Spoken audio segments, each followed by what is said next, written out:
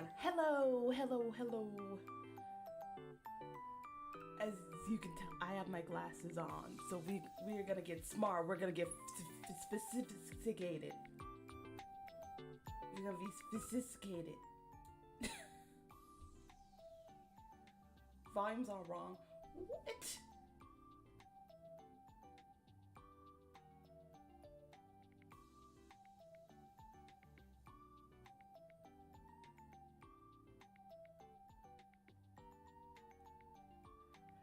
God damn it. I tested recordings. Wait a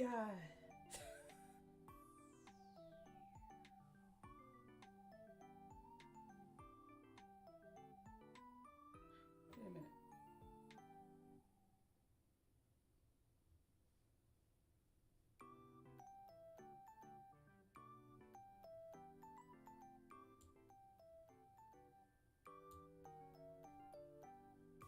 Is volume good now?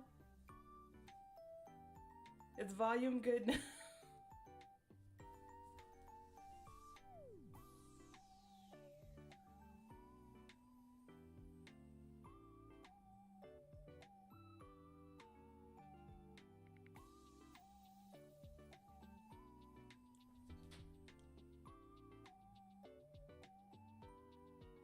Everything is still very low, but yeah, all right.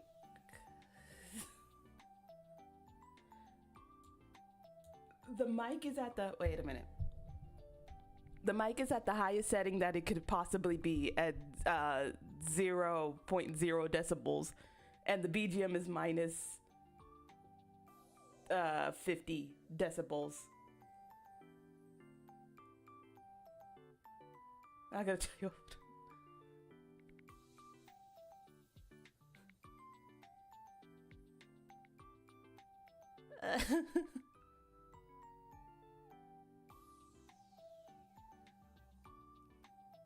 I thought it was good too.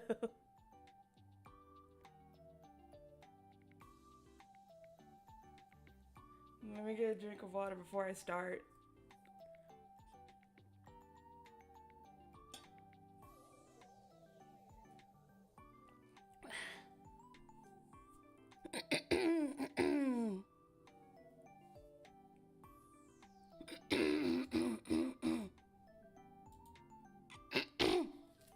Oh, Jesus. I might be coming down with a little bit of something, but we're gonna persevere.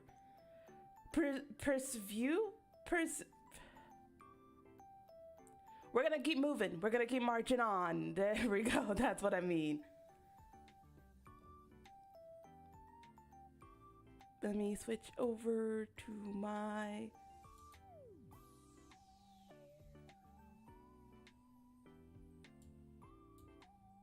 thing. There we go. Okay. How are you doing, by the way? I am in a constant state of sniffles and coping because I have been getting from my lovely Komoris, I've been getting a lot of updates or clarifications on Alien Stage, and I did not prepare for any of that. Yvonne and Minty being friends. Minty doesn't even know Hyuna's like, she doesn't know.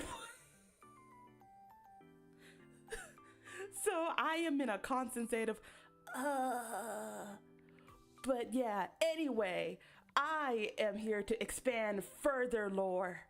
Further actor AU lore, because I want some type of happiness. As you can tell from my head, I have been taking a lot of copium for the past week getting this all together, and I have more to say that I didn't get on slides that I just had in my head.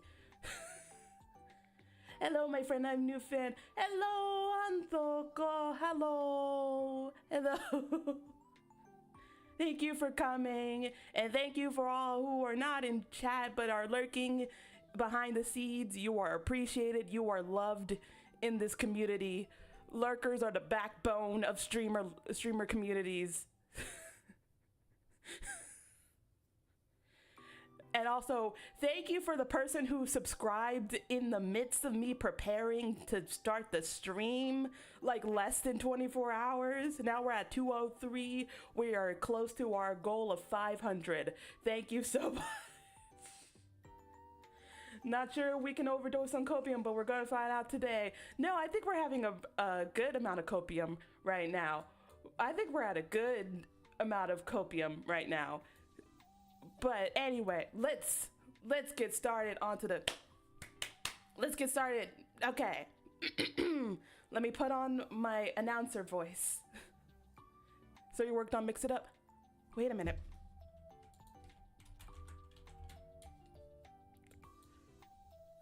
Yes, and okay. Give me a second.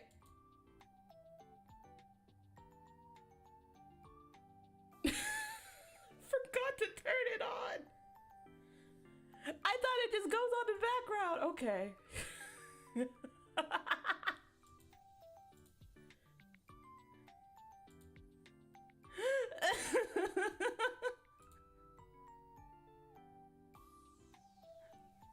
Was really looking forward to helping you with it, but it seems like you did most of the things by yourself. Yes. I don't know if you said it in stream once. You mentioned a tutorial, and I've just been going down a rabbit hole. So I've been just looking through your shit.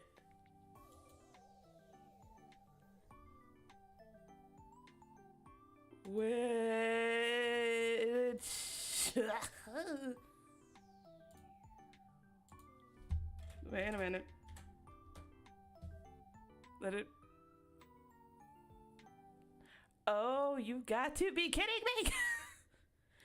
You know what? We're not even gonna worry about it. It worked when I was doing testing.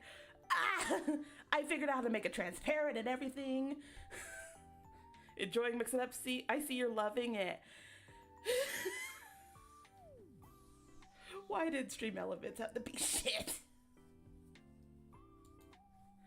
There it goes. There it goes. Ha ha. It had to take a minute. It had to take a bit of loving. It needs a little bit of love. I'm sorry, Mix It Up.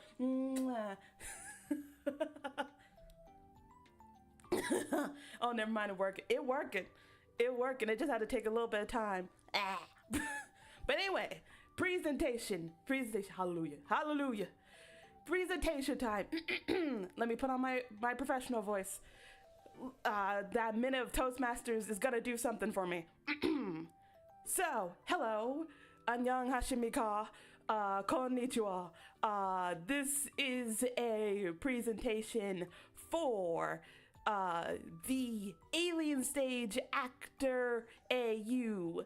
So, this presentation will consist of a quick overview of the official off-the-record series of posts with the Alien Stage cast, my interpretation of the post itself, and my continued creation of the AU using real-life examples and actors and actresses to further my points.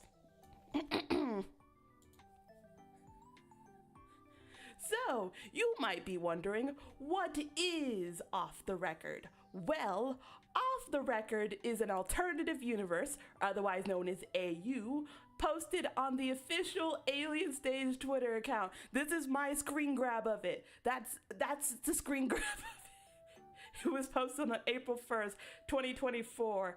I do not consider this to be an April Fool's joke, because why are... The world is on fire. We are curdling towards the sun. There are no time for jokes. Any little happiness I can get, I will create. Feels like she's trying to sell me a railway. Hey, you haven't seen nothing yet. You're so cute, my friend. Thank you.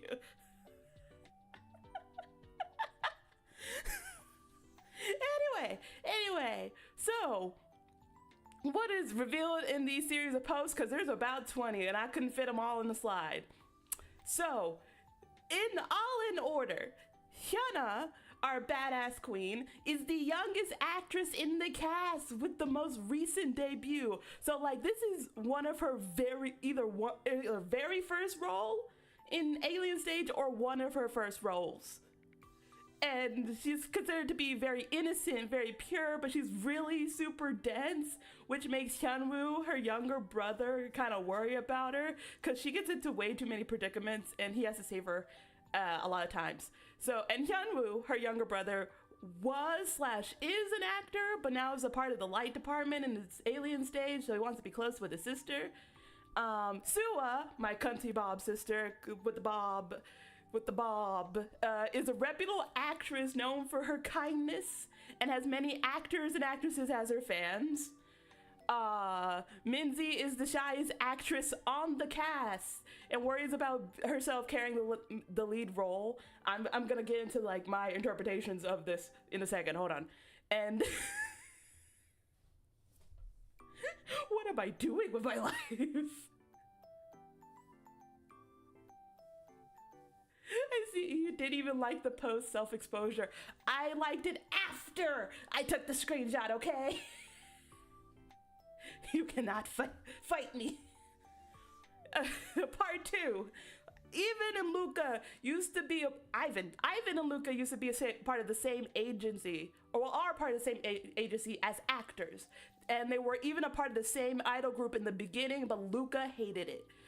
Luca is closest to Ivan. Ivan is really good with kids. He volunteered to watch over the children on set, which is like the flashback kids, so like young Minzy, young Ivan, young Luca, young Hyuna, all of them. He takes care of them. He's nice.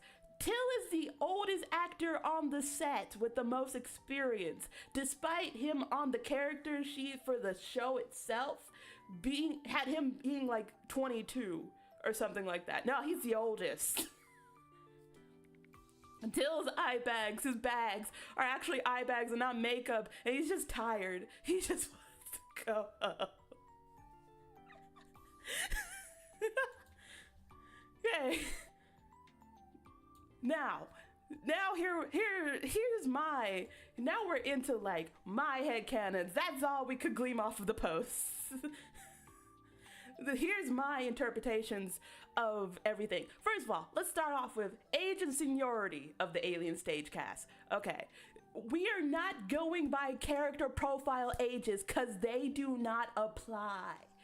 Because they are contradictory to the AU itself. They are just acting as these characters. The characters' ages do not match with the actors' ages. For example, Till is 22 or 23 in the show, but he's the oldest. But that doesn't make sense because Luca's character is 33.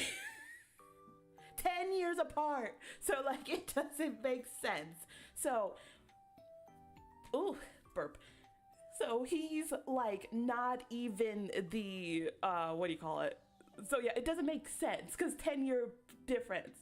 Anyway, I didn't give like actual ages, but this is my realm of like seniority and like ages in my head. So Till, of course, is the eldest by age and seniority, which is like the term, like the long of his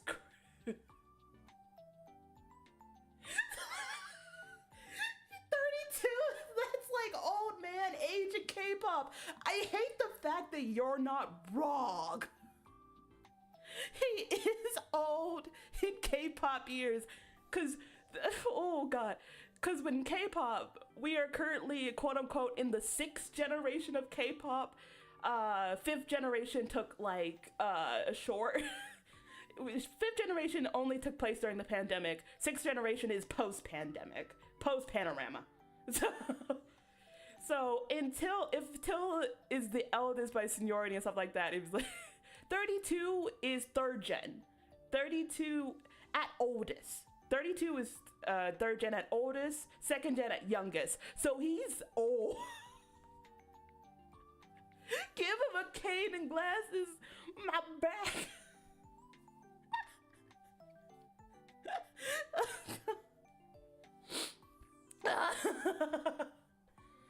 I'm going insane.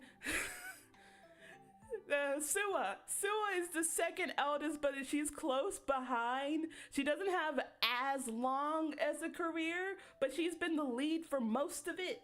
So like she kind of has this air of like of like, oh, she's really like really a veteran. Like she must be like it's like really old. No, she's actually really young. She's just been in here for the longest time and just been in everything. She's been pumping projects left and right. She's just in everything.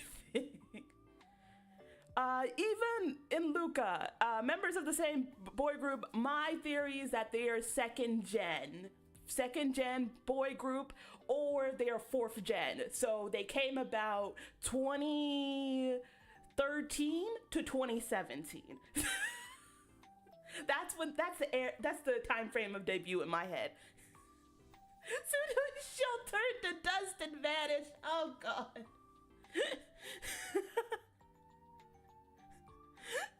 Ow, this slightly hurts my feelings because I'm not that far behind. Then we have Minzy. Minzy, I just didn't have any, because she just seems like the youngest one. The only reason why she's like not as the youngest is because Hyuna is canonically the youngest member of the group. Youngest member of the cast. Okay, now headcanons. Oh, I read a lot about Minzy. First, we're gonna start off simple. We're gonna start off basic. The long hair is a wig or extensions of some kind. She actually cut her hair like way before Alien Stage, most likely because she fried it, but she really loves the pink hair. She got like her color test done, and like the tester was like, oh yeah, you really look good in pink hair. She's like, really? And she took it to heart. She just took it to heart. But the director just saw her with the short hair and like other roles, and they're like, we want her, and like the short hair kind of fits for the end of the story, so we'll just take out the extensions afterward, okay? She was a side character for a lot of comedy dramas or school dramas. She has been known for being the funny and cute one, and this is her role in a serious drama and just the lead role in general. So like my theory is that she started off acting, I would say around like just got out of high school.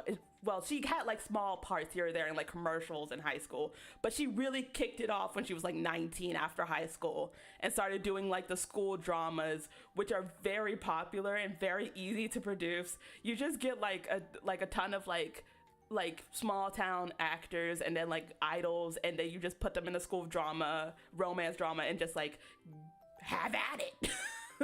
just love story. Come on now, just do that. And she was never the lead in any of these. She was just the funny person to just react. Like in a shoujo manga, you know, the best friend that's kind of boy crazy and is just like into all like the stereotypes of romance, and like she's trying to goad the main character into like doing all of the romance stuff. That is her.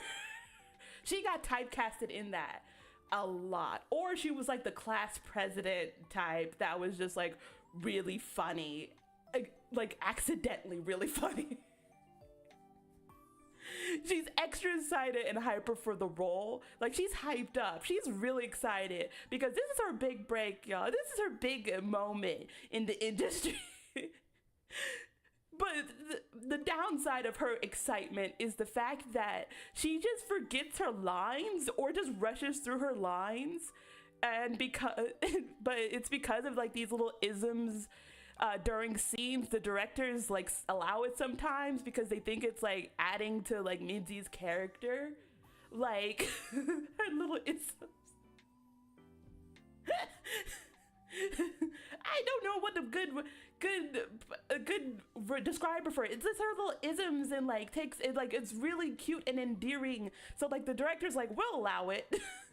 Like for example, my main one that I was thinking of is like during the chase scene in like All In, and like Minzy is trying to save Hyuna, but she like closes her eyes during the shoot, and like and the prop goes off, and she thinks she hit somebody. So she's like crying, and it's Hyuna and Hyunwoo literally trying to console her. Like, it's okay. Like, you didn't hit anybody. It's fine. Like, you did the job well.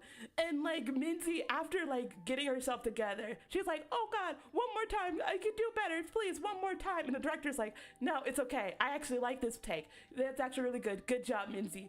And she's kind of like happy, but she's also kind of defeated because like she didn't expect for her to like get away with that, because like she's gotten told off for like forgetting or rushing through lines, but like this is one of the times where like her little mannerisms help out. Mannerisms, that's the word.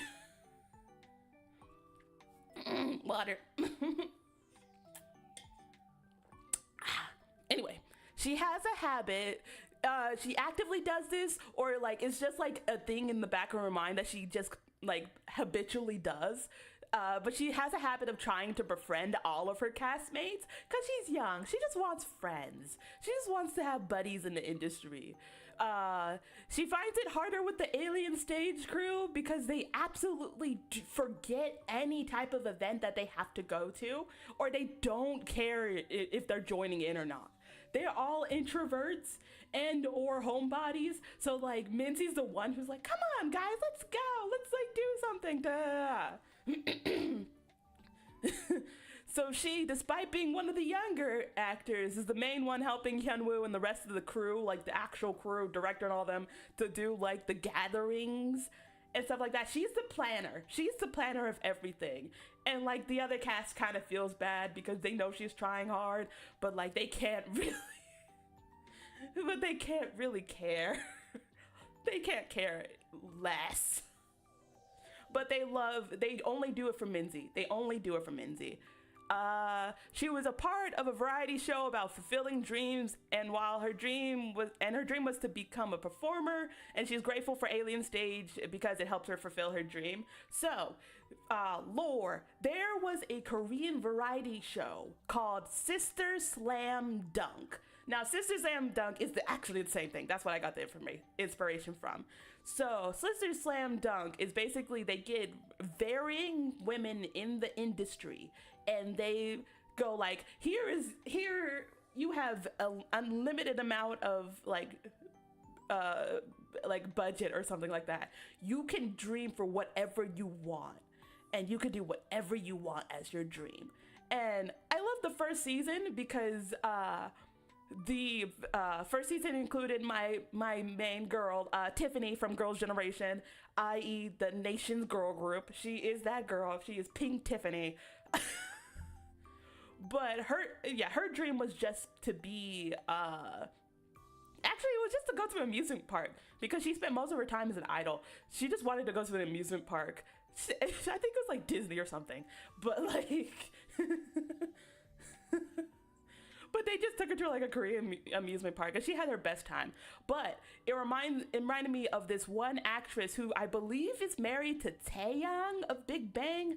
If I remember, she's the muse. If you look at the music video for Taeyang's eyes, lips, nose, the girl in the thumbnail, that is his wife that he was trying to get back. And she was in this show. This was before they actually got married, but her dream was to become an idol. She was an actress. She just wanted to be an idol. And that's what I kind of like inspired Minzy from, because same thing of like, always played the side character in shows, was kind of the fun, bubbly one. Didn't really get the lead role until later on in her career. And yeah, that's what I got. I want to explode France. Well, we did say budget.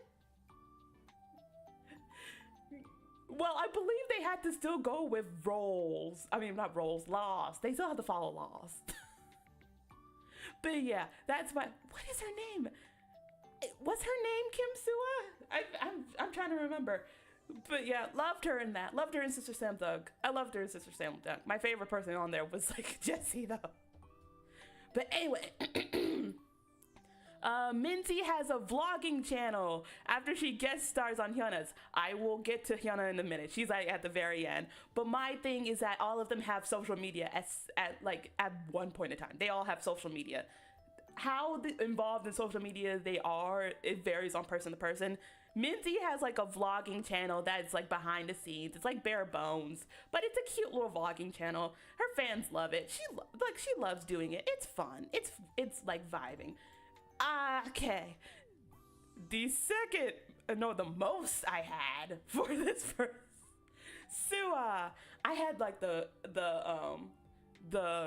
profiles and everything like that, but I just I forgot my head's blocking it. But Sua, my Bob sister, my Bob. So your name B.O.B. because you got a new Bob. Stop playing, man. You know that I'm known for the Bob. But anyway, my Bob sister. My Bob sister. Okay, so this girl is the IU of the group. Isn't this the one that got shot immediately? Yes, because she was the motivator. She was motivating the cast. God, that hurt my. I forgot that she died immediately. But God, yes, she is the one that gets shot.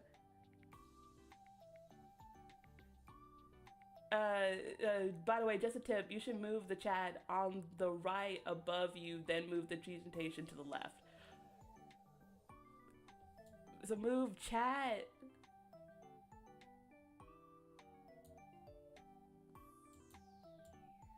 Like this? Sorta? Just switch? Or we need to talk about better stream UI sometimes. Yeah. After stream. You're not the presentation. I don't know how do I wait.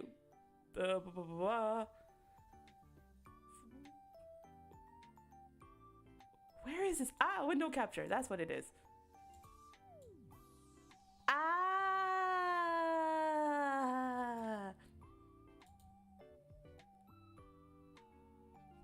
Don't ask me.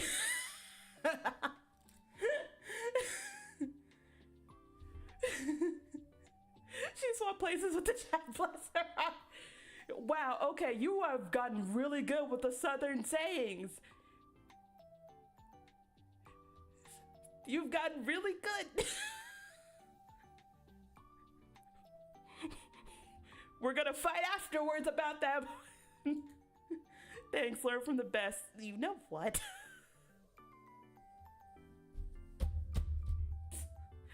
God damn it, Andy, you're not even wrong. Anyway, before I get further insulted by my own moderator, what was I saying? Oh yeah, she's the IU of the group. For those who do not know, IU is the actress. She is the idol. She is, as Korea puts her, as the nation's little sister. Despite her being 30-something years old, she is still considered nation's little sister. Well, technically her title was taken by John Won Young of IVE, because she's still like 19. No, she's 21 now? God, I feel old. I remember she was 14 in IVE's one. Anyway, before I feel even more old, she's the IU. She's the it girl. She's in everything. You cannot run without seeing her. She's the most known actress on the cast. Her popularity rivals Till. Like, they are in neck and neck when it comes to popularity polls. They're just fighting with each other. She is the mother of the group. She is also mother. Now, English-speaking audiences know what that means, but for those who do not know much of Stan Twitter,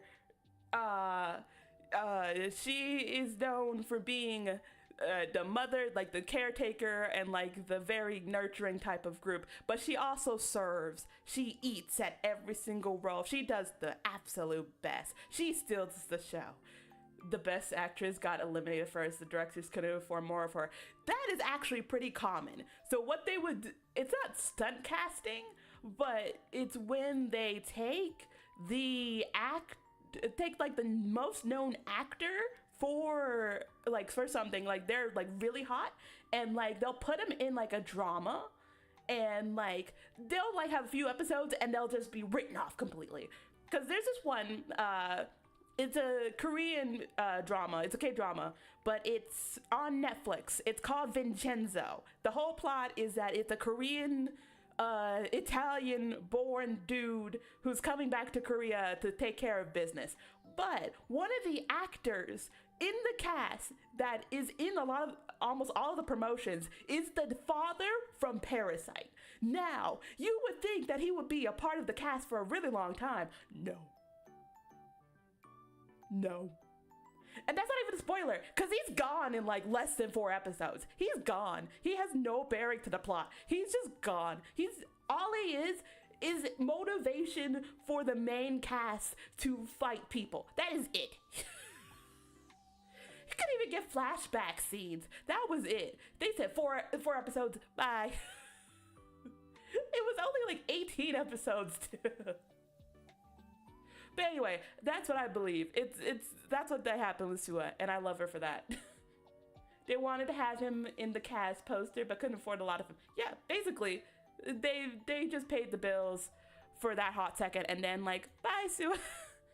But at least Sua's a good sport about it. This is her first role that she's just like off immediately, so she's kind of like morbidly like happy about it. She's like, oh my god, yay. Because she didn't want to do all the work anyway. But she's just still, I have a thing where she's still on the cast, or like she's still like, not still on the cast, but she's still in the studio, just like giving like thumbs up to everybody, like, you're doing great, sweetie, hi.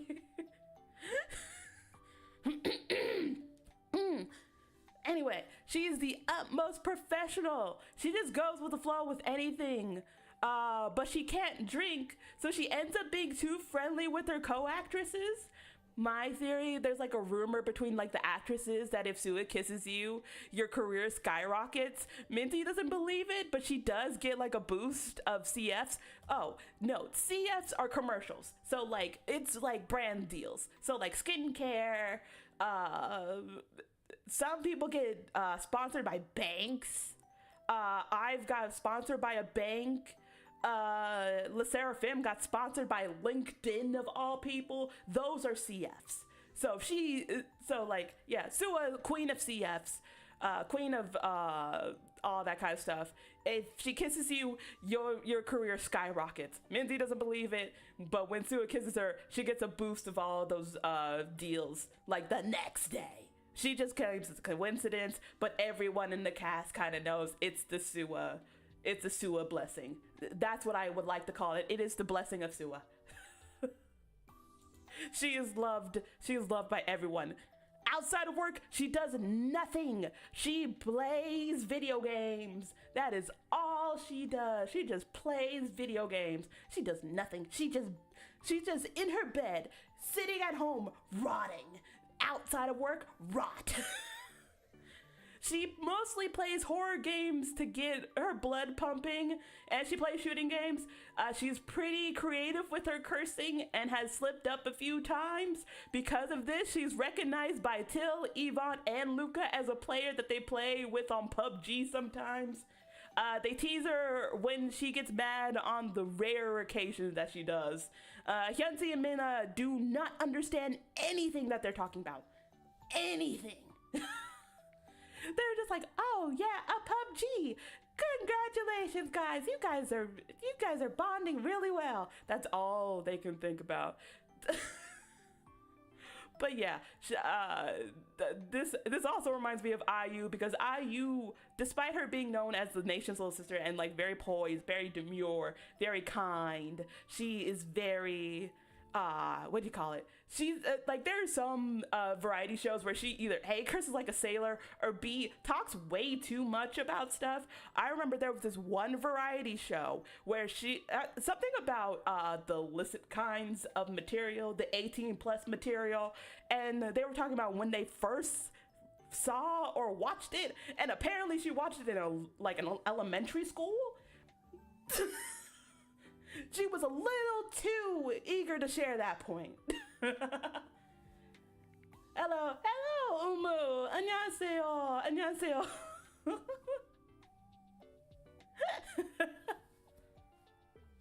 Welcome.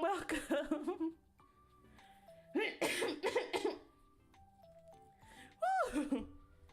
I don't know. I feel like I'm talking a lot more. A lot more than usual.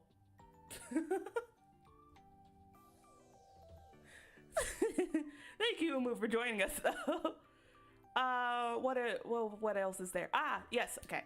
She cuts her hair for this role specifically. She does not like her haircut because it makes her feel like she's in middle school again. Because she's old enough to where in Korea they had like the guidelines for your haircut, and you had to have short hair. So like she just feels like she's in that like mindset again, like, oh god, I'm in middle school again.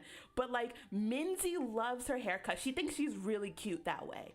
But so like Sua's like, okay, fine, I'll keep this haircut. I'll keep it for her, only for her, cause she called me cute. She will fold. She will fold if a pretty woman calls her cute. She will fold immediately. She sometimes plays video games on her YouTube. Her fans find her freaking out over the littlest things funny. And it's a running joke between her fans that she gets heated over the littlest of things. Like she will fight over, like, let's say if she's playing Among Us with the cast, and like she's like really diplomatic, she's like trying to guide the cast, but the minute Yvonne points to her saying she's imposter, she starts flipping out, man. And everyone finds this funny. She still gets her way and she still wins most of the time, but she still flips out. She's an incredible third imposter, and she's an incredible imposter. When it comes to crew, she is by herself. You cannot account for where she is at any given point in time. She is literally like, I'm doing tasks fast. Why are you guys not done with tasks? I've been done with tasks for the past 4 rounds. What have you all been doing? Next character, Till. All my points are for Till is that he just wants to go home. He tends to get into minor scandals because people think he's rude. He's not rude. He's socially awkward and tired. He wants to go to sleep. He just clocks in and clocks out. Leave him alone. He just wants to go to bed.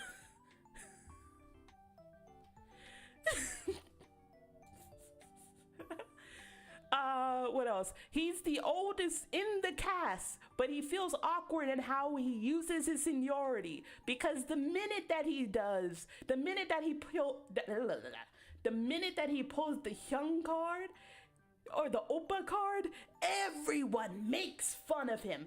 But Minzy still respects him too much to play on that level. She respects him way too much.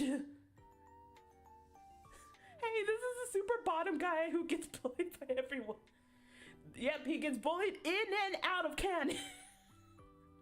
What do you mean? This is canon. This is canon. Aliens age of the show. He gets he's very shy. He's very awkward. He just tends to get teased a lot.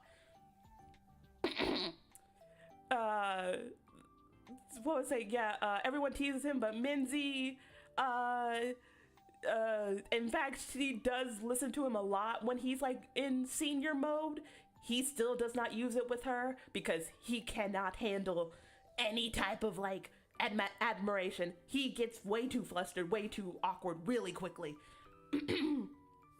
He has a debut album that he's kind of embarrassed by.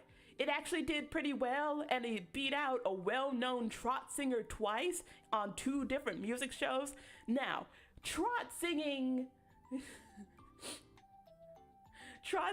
I don't know how to explain this. How do you explain? Trot singing is basically, I would say like old school disco, but Korean. That's how I can see it as an American. But yeah, and it's not for like a rock song, it is for a ballad. He won out with a ballad. And this well-known trot singer, I am taking inspiration. What's his name? Lim? He's K-pop lore time. This well-known trot singer, I have to look it up. But I want to say it's Kim Lim Wong. I forget his name. But all K-pop groups and fans of these groups know him as the digital monster. He gets the aunties and the grandmas streaming his music, and they have time. They have time because they're retired. They have time to stream his music. So if he is up to bat for any type of award, your group is going to lose. The only group that has a chance of rivaling him is BTS and Blackpink. Those are the only 2 groups, and they don't even have a 100% chance. Because I remember we were voting like crazy. I want to say this was like during the pandemic. It was like 2021, 2022. But yeah, we were voting like crazy, and we were like neck and neck. We were losing for half of the battle. We won by the skin of our teeth, I believe, but it was way too close. We were like, oh no, we're not gonna win this. But yeah, he's a very well-known singer. The aunties love him. He's actually a really nice guy too. He's very kind. He's very like sweet and kind to like a lot of the K-pop fan bases. So we can't hate him. Like he's very sweet. We love him. We just don't want to compete next to him because like he wins. The fans, the Ajumas, do not play. But yeah, that's who I'm thinking of. It is like he beat him out twice on 2 different shows, and he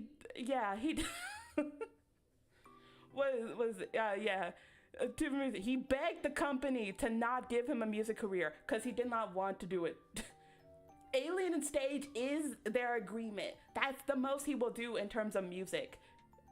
Outside of like 1 single every 4 years. That's the only, every 2 years, let's be honest. Like that's the only thing that they'll get him for music. That a company will get him for music. Nothing else. Alien Stage is the agreement, and this one counts.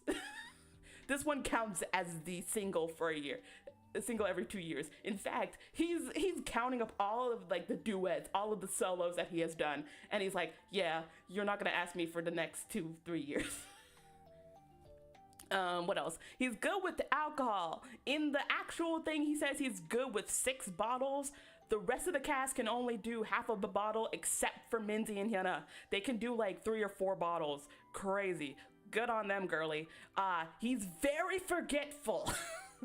Outside of work, nothing in his head. No memory whatsoever.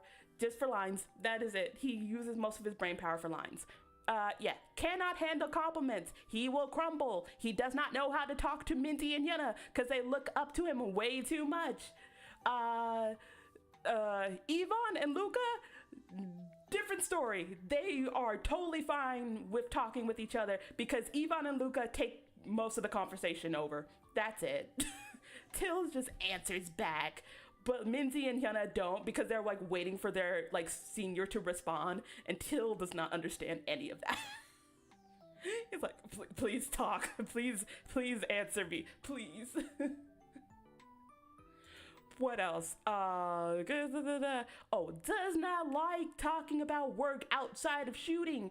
But he doesn't know how to bring that boundary up. But everyone's kind of kind to his boundaries. They're just really excited to talk to him because he's like the senior in the industry, and he's kind of elusive in comparison to Sua, who's like very like candid and very like answers like, yes, here's the yes, da da da da. Till's like he plays games a lot and is competitive. He has a group chat with the boys in Sua on gaming. He's rumored to be a very popular V singer. It's a very open secret, though Till actively denies it. Luca asks him on VTuber advice, and he still answers a lot of the technical questions. So like he tries to hide it, but like it's still like like he's still like be very candid with the answers. Hi Dogman, hello, how are you? Actually, you can kind of touch without consent. Yeah. Till just wants to go home. What else? He's a very big fan of a Magical Girl series, as he was a voice actor for the mascot as a teen. The cast and crew tease him about it a lot, but they're really envious of him being like that into like a really big series. Everyone loves that series, like everybody does. And they're jealous. Oh, I forgot I've written a lot about Yvonne too. Dang, why can't I just write a short amount of stuff for people? Why does it have to be that short, this long? Headcanon for the cast, Yvonne. Okay. So, Yvonne and Luca I had the most inspiration from, because I feel like I had a little bit more information to go off for them, specifically. Everyone had like short bits, but I feel like Luca and Yvonne were like the most, like had most information. But anyway, the boy group that he and Luca were a part of was formed under a survival show. Now, a survival show is just basically people vote who gets into the group and not, basically. And he was the top two. Yvonne was number one, of course. The group lasted for 3 years or so. And I said I forgot how long temporary group shows contracts go for. It varies nowadays. Back in the day, if it's like produce or something, like with a broadcasting network, it was 2 years. If it was in company, it was permanent. But I have the theory it's like a temporary group. So I'm guessing 2 to 3 years. It was 2 years initially, but they had a contract extension because they wanted more time. It's like a Kepler situation where they had 2 years, but they asked their respective companies for more time with each other. And they got, I think it was like another 2 years added to their roster, added to their contracts with their groups, much to their home company's dismay. Yeah, and of course, with all temporary groups, it did not last long. It disbanded after 3 years, and it consisted of 9 members. I say 9 because that is the common number for groups, specifically with what is it called? Specifically with temporary groups, they tend to have 9 because formation, popularity, and variety, they tend to have more members. So it's between 9 to 12. They're getting smaller nowadays because money. So like it's now like 7, but I have a feeling that they resonate more with the late third gen, early 4th gen, which had the 9 to 12 ratio of members. Let's see. Another thing with these temporary groups is that temporary groups and permanent groups, they tend to give their idols a type of personality on camera. And my headcanon is that they tried to give Yvonne a bad boy cocky persona, but it didn't fit him well. even when the company instructed him on the way to act. Now, the reason why I think this, or the reason why, because it reminds me of, I want to say it's Mingho or Key from Shiny. So it was years ago on a variety show where he said that SM Entertainment had to instruct him on, you do not smile, you do not laugh, you do not be happy in any type of way because you have the persona of the bad boy. Did not last long. It did not. But yeah, they still implement like kind of characteristics on idols because of either the group image or like the company image. For example, with YG Entertainment, that is the home of Blackpink. A lot of their idols under their company have like this have this swag, have this cool vibe. Like we're not like the other girls' persona, and that they kind of have like the groups kind of like embody, and it does not. It worked with like younger or like the older groups, 21, Big Bang, Winner, but when it got to like the younger groups, it didn't work out well because like they're very young, so like they can't keep that kind of persona for that long, and they're just not like that. They're just not like that at all. That reminds me of Blackpink. They have that era of them on performance, but in real life they're very bubbly, very bright people. Baby Monster is also another one that are very bright, very bubbly persona. Meow, despite them being under the Black label, they're very bubbly and personal. The only one I can see that is like a newer group that still has that kind of YG staple aura is Treasure, and I feel like they don't count because some of them were trainees like before some of the other groups debuted, and then they auditioned with that idea in mind, like I'm going to be the YG staple. Oh wait, Treasure wasn't formed under a variety show because Treasure Box. Okay. I have to remember that.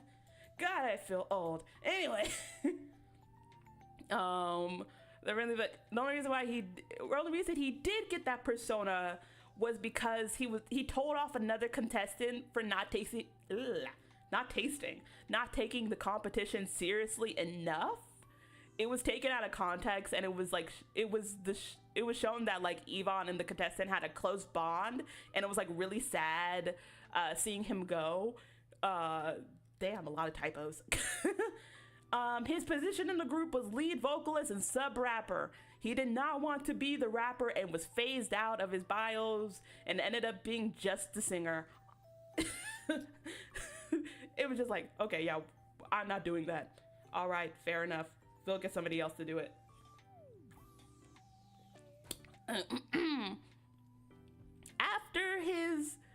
After the group disbanded, the company that he's now under offered him an acting career. As like Yvonne kept saying in interviews while he was in the group that he wanted to pursue acting, the company for his idol group didn't allow it because they didn't want them to like do individual stuff that could overshadow the group itself. So like they kind of limited him, but he really wanted to act. So after he was out of the group, he was just like, oh yeah, I really want to do acting. And like his new company is like, say less, bruh. Yvonne teases Luca a lot because he's playing somebody so much older. There we go. So much older than himself.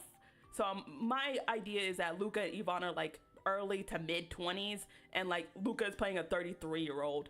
And like they're less than a year apart. Actually, Yvonne is older. Yvonne was born like Valentine's Day, while Luca was born Christmas Eve. So like they're like less than a year apart. But Yvonne calls him Aboji, or like grandpa, and Luca fights him every single time he brings it up. What else? He is very popular in Japan, as he looks like a famous idol from the...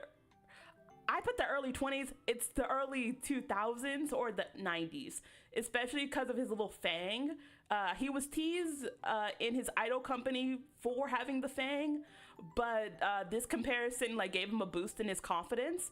And because of his popularity in Japan, he puts out a lot of Japanese versions of his solo songs, and he has a lot of originals in Japanese. He owns a Shiba, and Luca is the main babysitter. The dog likes Luca more.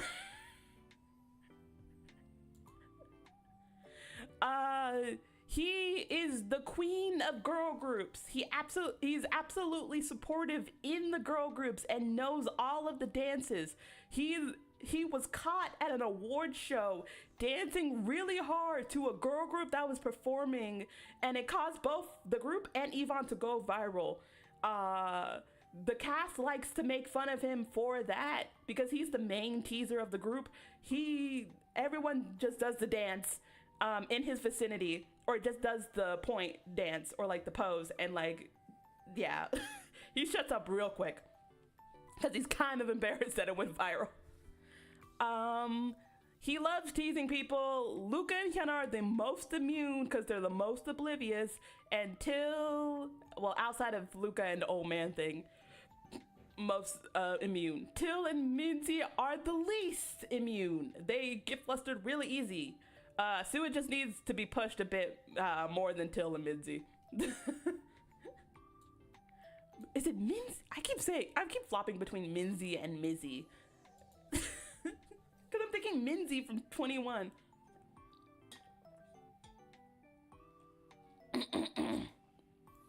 Woo. Headcanon for Luca. It's about the same. Except for his persona for the company was that he was the kind and mysterious character. But nah, he's just weird. He's incredibly talented at everything. He has savant syndrome, but he says the most out-of-pocket shit or just randomly does things throughout variety shows and interviews. He's quiet, but he keeps everyone entertained.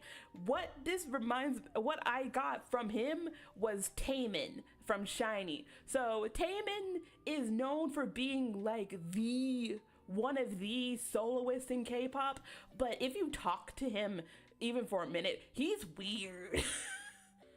How many stories have you said?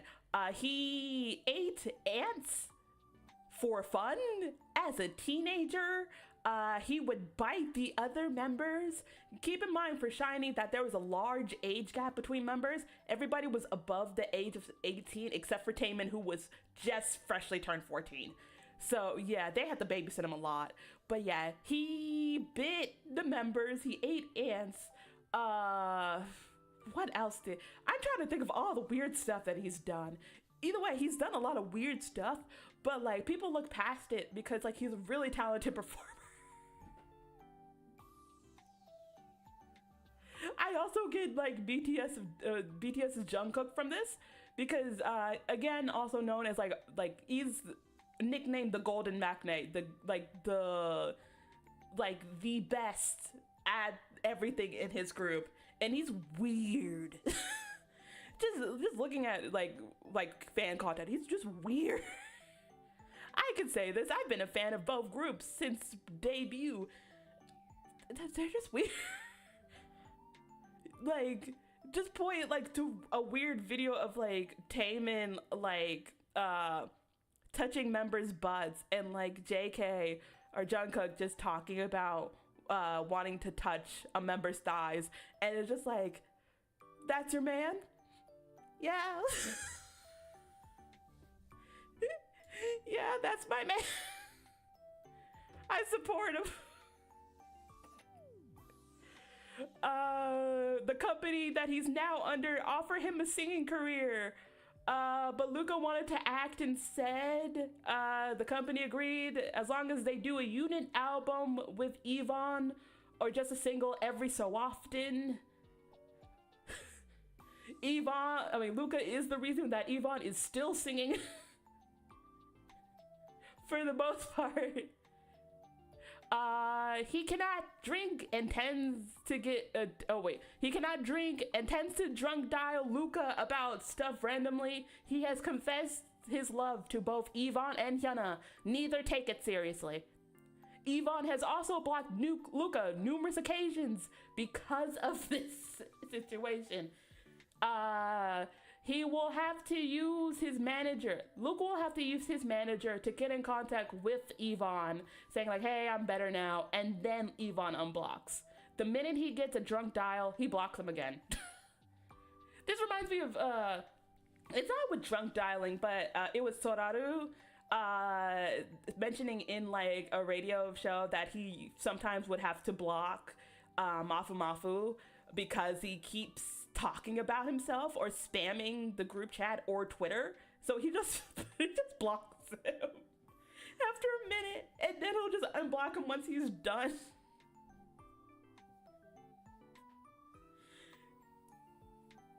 God, I would do the same thing. What else? He tends to poke and prod at the alien costumes. He has dressed up as some of the alien stage aliens on camera, but only Hyunwoo knows this because he could not say no to him. And it did not interfere. Not even the director knows. Sometimes the director will be confused and they're like, why are you over here? You should be in costume. And I guess the director has not questioned anything so far. He has not questioned anything so far. I accidentally opened up Clip Studio Paint while I was opening up Safari. There we go. Okay, that was stupid of me. Okay, we're moving that so I don't have to do that again. Last point, he's eaten bugs and hates vegetables. That was attainment point. Till cooked him vegetables once and now goes to Till's house every once in a while to eat his vegetable intake for the week. Till has given Luca and Yvonne recipes and websites on how to sneak in vegetables into your diet.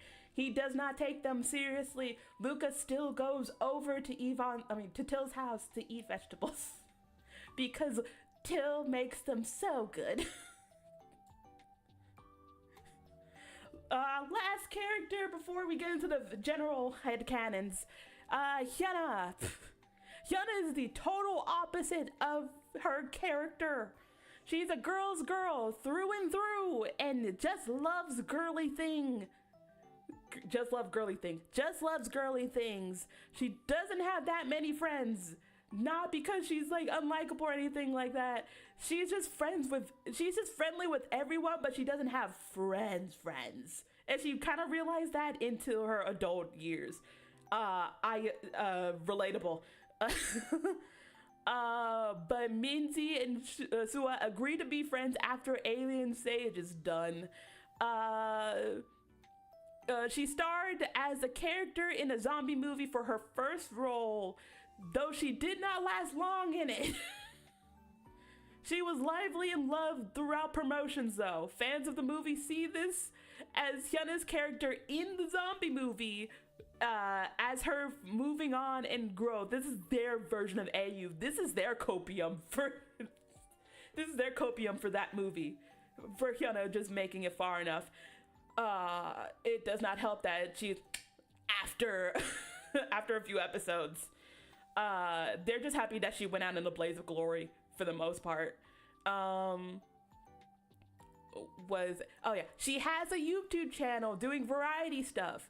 Her personality and catchphrases catch on with the youth, much to the annoyance of teachers and parents. I am getting NMIX's Heiwan Lemon check from this energy. Because of this, she's a banned topic at the national testing centers, as her quotes are very much well used between the students. It does not work. They'll just use other catchphrases. The test grounds have a list, but it constantly gets updated because Hyuna is that iconic and that funny to where everyone has to quote her.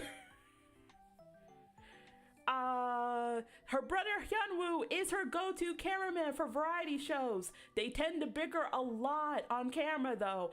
Fans love it. He is the second host, as the fans love to call him. All of Alien Stage members have been on her show, including Till, who had the best time at an arcade together and became somewhat of a regular on the show. He just drops by and just joins in. They just roll with the flow. Hyuna is praised by Till's fans for getting him out of his shell. Last point, she gets asked out a lot. Like a lot. But she doesn't understand any of them being confessions. And Hyunwoo feels bad for the guys and girls who ask her out because he has to do damage control for her. It's like, it's not that she's like brushing you off or just doesn't care about you. She actively does not understand. She's like, if you tell her I love you, you'll be like, oh yeah, I love you too, man. You're my best friend ever. Yeah, it does not help. It does not help matters whatsoever. And that's it for the individual cast, and I just have little bits of headcanons that further on to my points. For example, Hyuna's variety show, the episodes that she has the cast doing. For Minzy, they make little bear keychains. They gift each other their bears. Minzy keeps her bear with her, just in her purse, while Hyuna's bear from Minzy is always on her phone case. Sua, they go shopping. At first it was like thrift stores, but Sua just beelines it to like a Cartier store. No, not Cartier. What's the name of it? Chanel. They go to a Chanel store because she beelines to it, and then Sua buys Hyuna an entire wardrobe. Because Hyuna just so happened to offhandedly say like, oh yeah, I didn't have that much. I was like a tomboy when I was growing up. Then I became a girly girl. I was a tomboy because like they gave me a lot of my brother's like hand-me-downs because I was like the smallest. So like they just gave me like my older brothers and younger brothers like hand-me-downs, and like Sua finds this abhorrent, like because Hyuna still wears the hand-me-downs. So like Sua buys her an entire wardrobe while Hyuna just got her earrings that Sua really loved, but she tried to play it cool. It's like, oh my god, they're really pretty. Actually, let me just focus on you. Till's was an arcade date. It was called a platonic arcade date, and it was how much they could get with whatever they had was in their wallets. Till had like $50 while Hyuna had 100. I'm revising that to saying over $200. Hyuna lost all her money. Hyuna lost all of her money while Till got a lot of figurines of the Magical Girl show that they all love, and that he was the main he was one of the cast members for, the mascot. He gifted them all to her. He was like, I don't need this. I have all of them already. Like, just take them. And they're in the background of her like recording studio when she's recording at home. Yvonne and Till, it was a prank show where they thought they were the only ones coming, and it ended up being them doing Hyuna's makeup. And the guys were like, oh, I have a hot date for something like, it was a lie. She just was gonna sit on the couch and she was gonna say, it's a date to myself. But it doesn't matter anyway. The makeup was bad. It was really bad. They had like one side of the face to do. Luca had the left, Yvonne had the right. Either way, ended up bad. Bad. We are surprised that Hyuna has not gotten any breakouts nor infections from anything that they have done to her face. Cause Luca probably stabbed her eye with a mascara for a hot second. And last slide, Till's voice acting part in the Magical Show was a big hit, and he had a crush on the main lead who was like 10 years older than him, but now he just sees her as a big sister figure. And all the cast plus Hyunwoo are a big fan of the show. Yvonne and Luca try to get him to do the catchphrase that the mascot says all the time.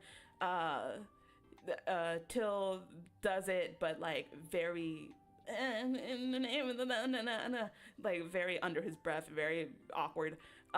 Till has a lot of memorabilia of the show and gives a lot of them to the cast.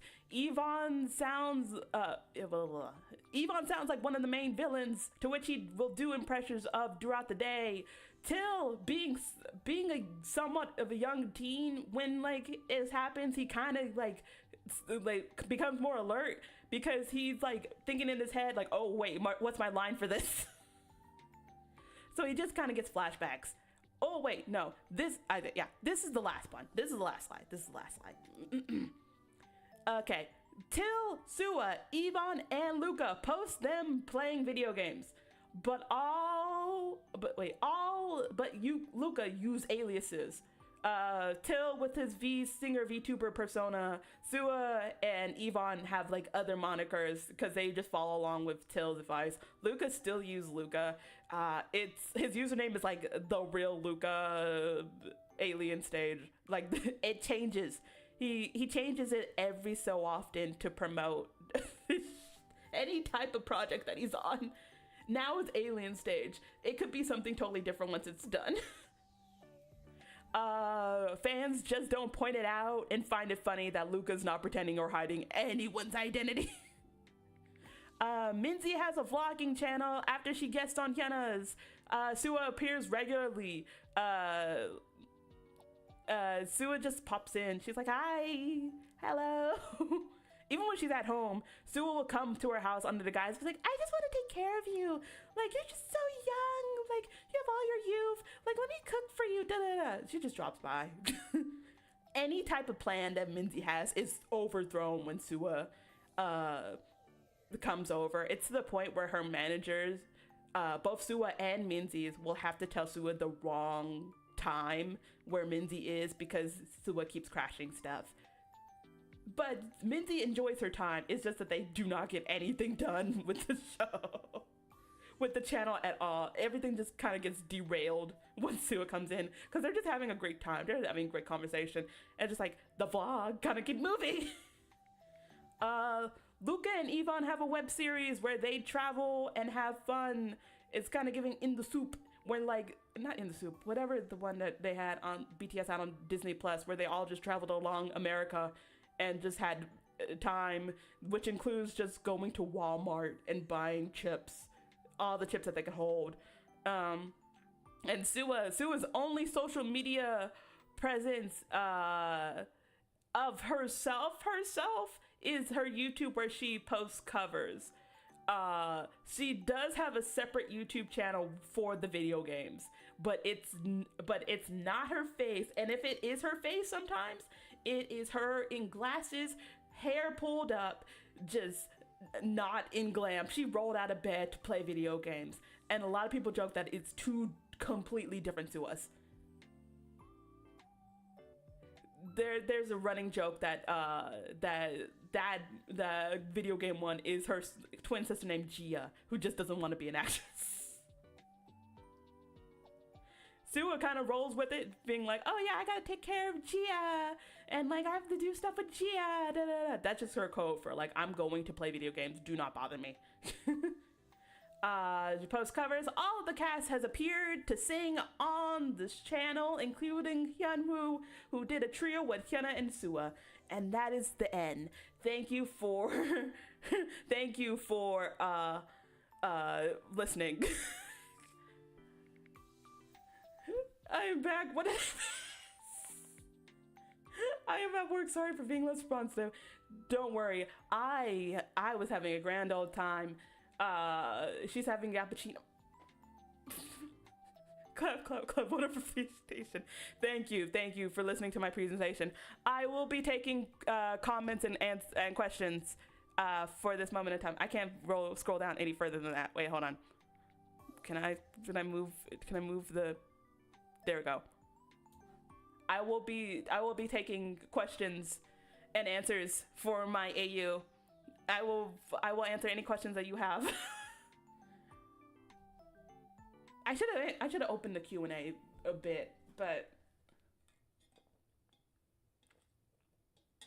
yeah, who are these people? Ah! I will. If I can say one phrase for each character, if I could just go, I'm so happy to be here. Cunty Bob's sister who just wants to go home, rot, and be and be a degenerate gamer. I just want to go home, man, and sleep. I am an agent of chaos. Wait, Ethan. I'm an agent of chaos, Luca. I am an agent of chaos. I'm a true agent of chaos. Hyuna, I'm just having a good time here.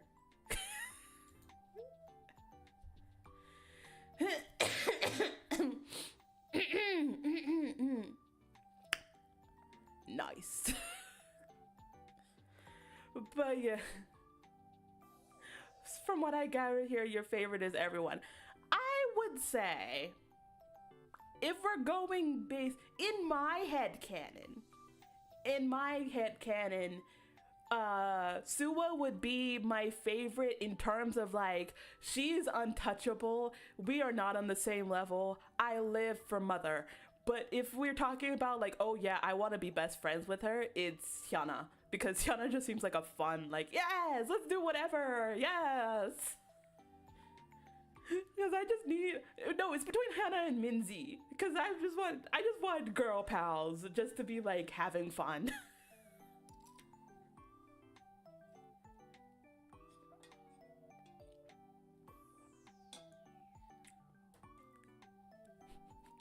But in this version, I kind of need Luca more likable.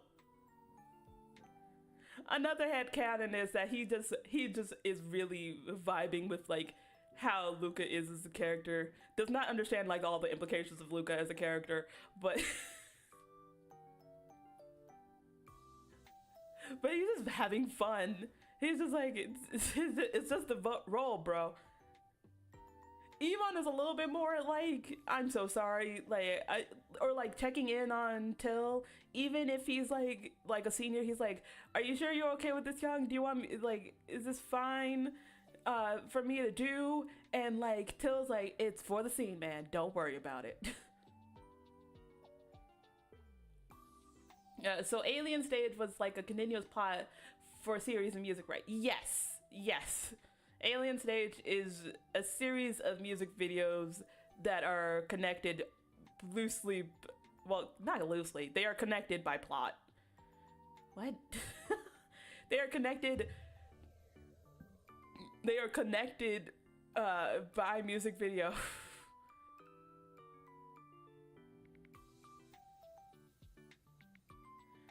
I just had a brain aneurysm. What did I just say? It's series of music videos that are connected with like to plot. It's kind of like how Vocaloid has like the the Kagero project, or like the Gamma Vox project. Do they do these kind of things often? In terms of web series, this is not Minzy's first rodeo with it. It is everyone else's. Well, let me rephrase that. It's not Minzy and Hyuna's first rodeo, because they're kind of used to it, at least being on camera, in terms of like a web series. But like Till and Suwa are kind of out of their element because they're used to like the silver screen. So them being like in this web series kind of just like oh wow, we're getting like interactions like really quickly, like, oh, how do you know that people really love this? They don't understand. They are just getting used to like the idea of YouTube being like a thing for them, that like in terms of like a form of entertainment, because of course to them in their old head ways that YouTube used to be cat videos and like funny videos online, stuff like that. Also, you look super cute with grasses. You look super cute in grasses. I love touching grass. You look super cute in glasses, as said by someone else, but they really fit you. Thank you. Is Korea still in 2006? That's a great point. That's a great question. So, Japan also has this kind of idea as well, or like they're starting to slowly get out of. But a lot of Korean and Japanese companies are just now getting to the point where YouTube could be a form of long-term entertainment, not just like funny videos. And sometimes, well, back in I will sound old. Back in my day, a lot of K-pop companies would not put a lot of stuff on YouTube itself. Like they'll do like, what do you call it? They'll do like dance practices and stuff like that, but they didn't do a lot of stuff. I wouldn't say like BTS would be the first group to do it, but they were like known to like have like the high production variety shows uploaded onto YouTube itself.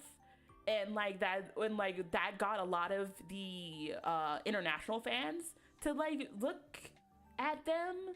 And also they were a lot of Korean companies were like reeling over the fact that like if they said something out of pocket on social media or posted something on out of pocket on social media, that will follow them. There was this big old scandal. This happened on Twitter though.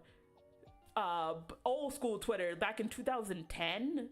So I don't remember when Tiara had the scandal, but with Tiara, a lot of the members were vague posting about each other, and that made the fans think that there was bullying amidst themselves, and like that derailed their entire career. That's not funny. They finally got vindicated after almost a decade. Turns out the member who was quote unquote bullied allegedly was allegedly lying about it, and her twin sister was keeping the ruse up, and it had to take not only the manager that they had, but the CEO that they also had, not only them, but the old staff were like, yeah, they were having the princess syndrome. Like it's not the members' fault. It was them, because they were like the one member was acting like she was injured, but she was going to the nail salons, but she didn't want to practice with the girls for Japan. So yeah. What was I saying? Anyway, K-pop companies are kind of hesitant when it comes to social media for members. It took like third gen groups. BTS tends to be the one that a lot of people name because BTS have a strong digital footprint. Oh my god, they have, oh god. As a fan of them from debut, they have a very, very, very large digital footprint, and it's weird as hell, and you have to like moniker it on like they were teenagers / young adults, and it was the early 2000s. Like, for example, one member, the only member that spoke English, RM, tweeted at Crossy Road's Twitter account for like, hey, we really love your game, and we see that you have posted plushies, so we would like to have your plushies, but you do not ship to Korea. So I think that was the thing. So it was like, our address for our company is this, so you can go ahead and give us plushies. And they got them. They got the plushies. They gave them a thank you and like had pictures taken of them, but they blocked the Crossy Roads account. Because you want to know why? Because they linked their address. God. This is the member that has an IQ of 148, by the way. This is a member who was the top 1% of like Korean students in the TOEIC and just in general for ranking. Like, this was the smart member. I remember looking back at 12 years old and being like, what the hell is he doing? At least it didn't represent Mariana, the lore keeper, the drama. Damn, this goes deep. Take a breath before you turn blue. I am well practiced in the art of lore dumps of K-pop and J-pop. That is my hyperfixation. I am the lore keeper of the lore. But what was I saying? Anyway, yeah, digital footprint. So Till and Sua come from a generation, I would say like second gen very late second gen, early third gen, otherwise known as 2.5 gen, where social media was just a thing that you post little clips of. That is it. Minzy, Hyuna, and even Yvonne and Luca were literally a part of the generation that were like, oh yeah, like everyone's a vlogger, everyone's a YouTuber. Like Hyuna was a part of the generation was like, I could be a YouTuber for a career, a long-term career. Minzy doesn't think like that because she knows better. Yvonne and Luca, they're in betweens.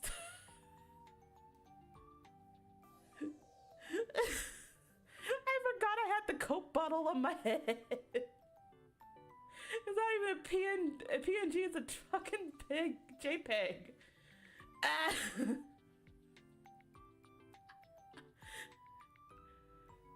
But yeah, K-pop companies and J-pop companies still kind of live in this mindset of like, we don't take YouTube as a viable source of income. At least in the old gen, you had stuff like VLive, but VLive has been gone for over almost 10 years. I'm exaggerating. It's been 6 years, but still, like, a lot of the smaller groups, K-pop groups, really should, and like a lot of them are employing social media, specifically YouTube and TikTok, to boost their like followers and boost their like their numbers when it comes to like stuff. I have found groups that way of like them being like chronically online on TikTok. Who is it? P1 Harmony. I love P1 Harmony. They are chronically online. It does help that they are all Gen Z. Ants.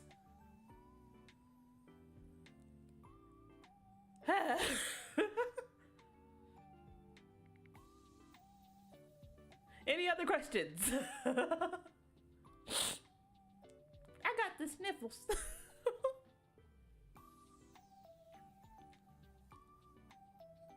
Let me take a sip of water before I continue to yap on more.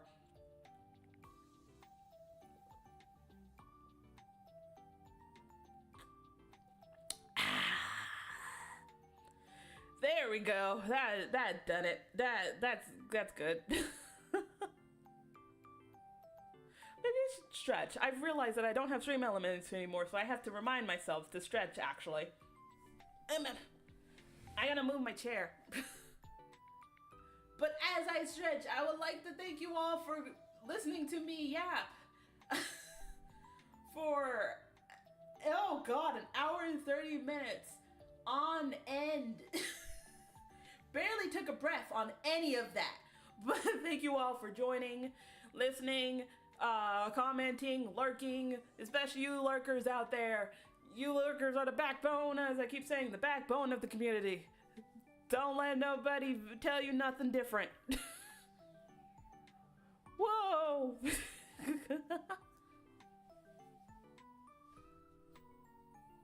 Bing bong.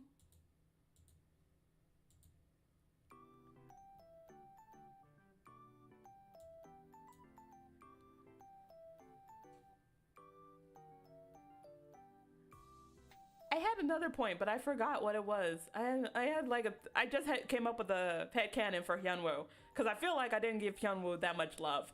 But is there a slide with Hyunwoo?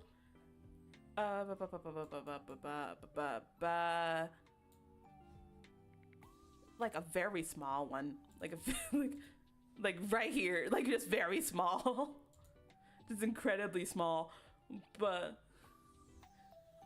for Hyunwoo, I feel like Hyunwoo is he is nature girl boss. He has a lot of plants.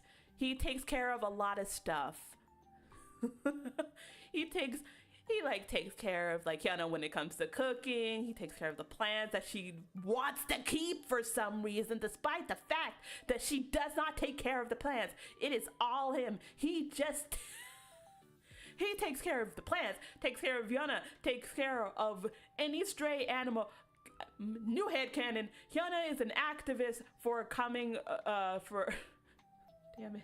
She is an activist for helping out like small disenfranchised dogs that were like rescued from puppy mills. She helps out with them. She loves them, and she sometimes fosters the dogs if they take a longer time to like open up to humans. And like she helps out with like getting them desensitized with a lot of stuff, like clipping their nails and stuff like that. When it comes to cleaning, that is his job. But because of that, he has had the thing of where it took him a little bit too long to like let go of some of the pets. There's this one little white dog that they had. They did not know the not gender, what was the name? Breed. They did not know the breed of the dog. But Hyunwoo was like, I will literally take out everyone and myself if anything comes to harm of this dog. But Hyunwoo was like, he already has a family. They already adopted him. We just had to clean him up. And Hyunwoo was like, no, I will literally fight. They still gave the dog to the loving family. The family still gives Hyunwoo pictures of the dog.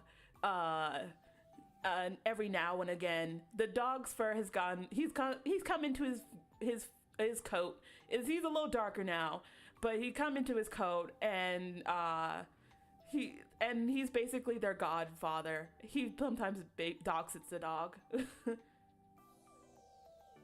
Take that broom and start sweeping, King. He is male wife. He's male wife in his. He's male wife. I love that for him. He's just male wife. I just love that for him. He's male wife. And in terms of relationships, another headcanon that I didn't add, all of them are clinically single. All of them. They all have a ranging reason onto why they are single. The only one not single is Hyunwoo. And he has a girlfriend, and Hyunwoo's girlfriend loves Hyuna. Hyuna loves his girlfriend. She bombards him with questions like, when are you getting married? When are you getting married? I want to be an aunt. When are you getting married? I want to have matching outfits with my nieces and nephews. When are you getting married? When are you having kids?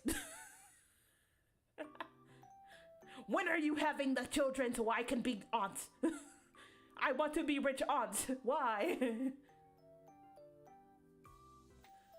But yeah, all of them are clinically single. All of them are clinically single. They are single because they're not allowed to have one or fans will riot. Okay, so my thing is that Yvonne and Luca, their fans, yes, they will riot. Till's fans, they are in the rare group of, I just want him to be happy, but they're also of the mindset of like, God, he's gonna be single for all of his life, isn't he? Because he doesn't have anybody else.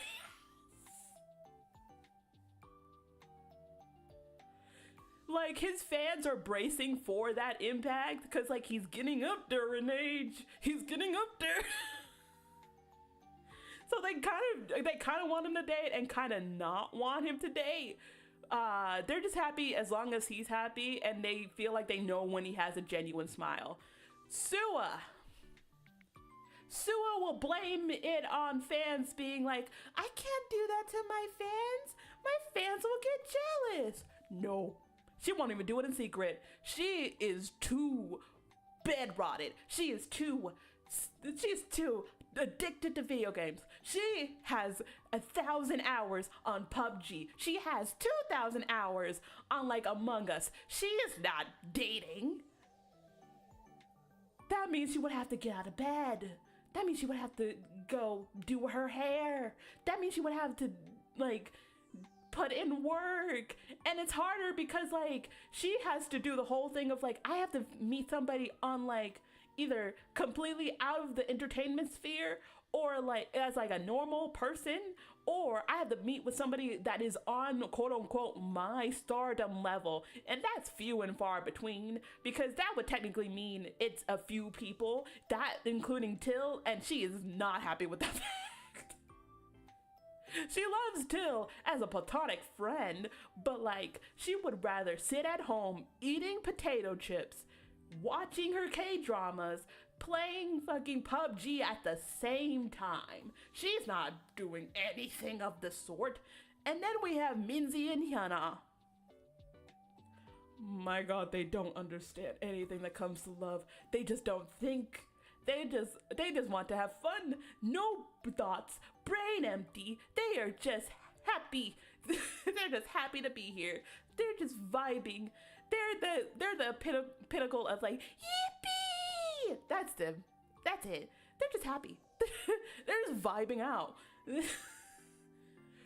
The only time Minzy has ever felt her heart race is when Sua has like done the triangle method on her as like a bit during interviews to explain the triangle method to her. If you do not know what the triangle method is, oh, this outs me as a fan fiction writer. Oh my god. But if you do not know what the triangle method is that you look, what is it? You look left eye, lips, oh wait, left eye, right eye, lips, and then you go back to eyes.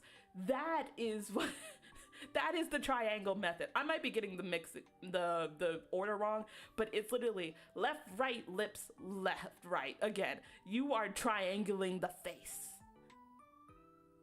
Because it makes your eyes flutter and have the appearance of them fluttering, and it makes you seem a lot more interested than it actually is.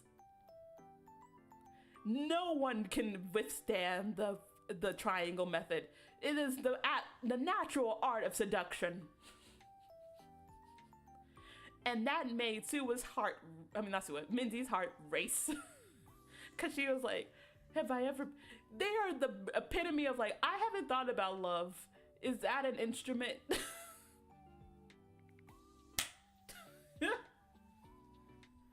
I realize I've been off center for a hot second.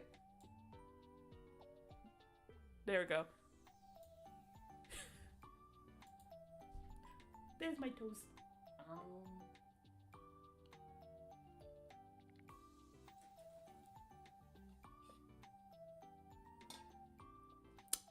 Next question.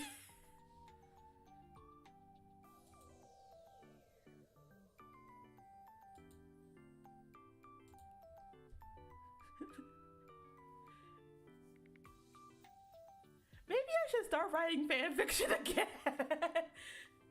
Because if this is what I can get down on bullet points on a presentation for a week, I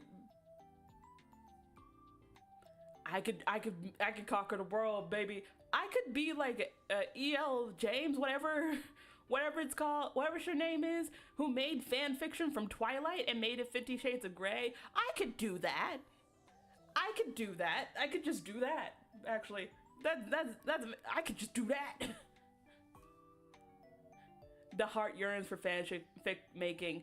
Honestly, I thought you were gonna read to us your fanfic.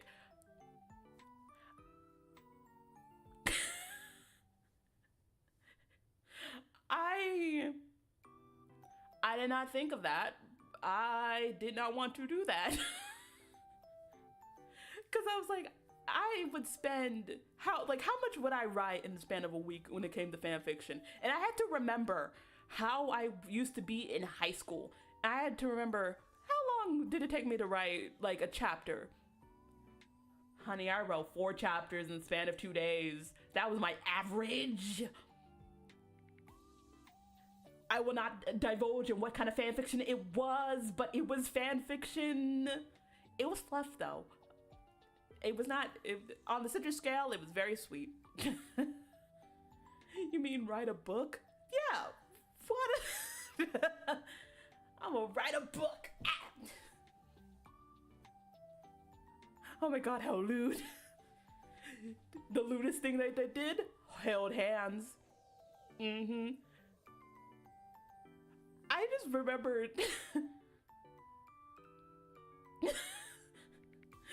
I bet they went to a hotel and the hotel only had 1 bed. Ooh. No. Oh, did I write? Oh shit, yeah I did. I just realized I did. Oh god, I did. No way. I just remembered. Okay. I just got really excited. Okay, so there's this manga that I've been reading. What is it called, actually? Oh my god, I have to pause my tracking. What is it called? Oh, Jesus. What is it called? I'm pretty sure I have it saved. Please tell me I have it saved. Please tell me I have it saved. Oh my god, I don't have it saved. Oh my god, I don't have it saved. Oh no. Oh, never mind. Blooming Love. That's what it's called. I was so scared that I didn't have it saved. No, it's just at the very end of my my Shonen Jump list. But yeah, it's called Blooming Love. He's an artist. She's a taco drum maker.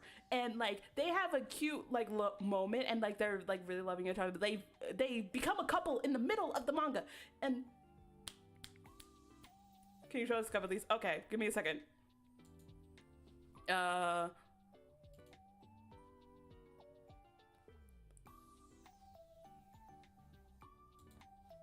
Yeah, give me a second. Blooming Love manga. There we go. That's not what I wanted. Okay. Or save image. Whoa, blah, blah.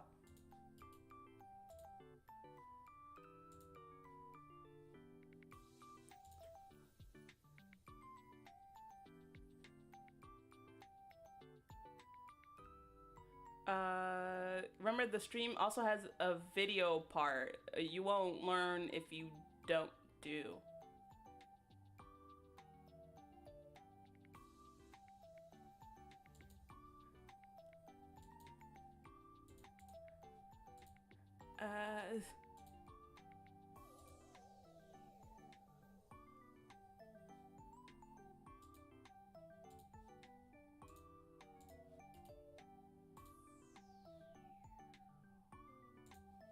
Okay, give me a second.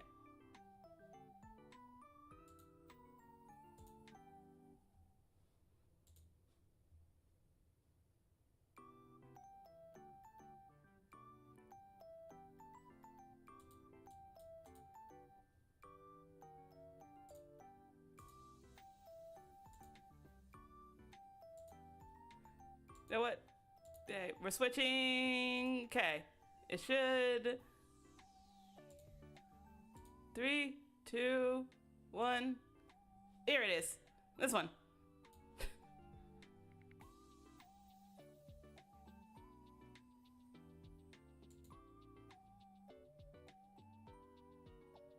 Yeah, you did.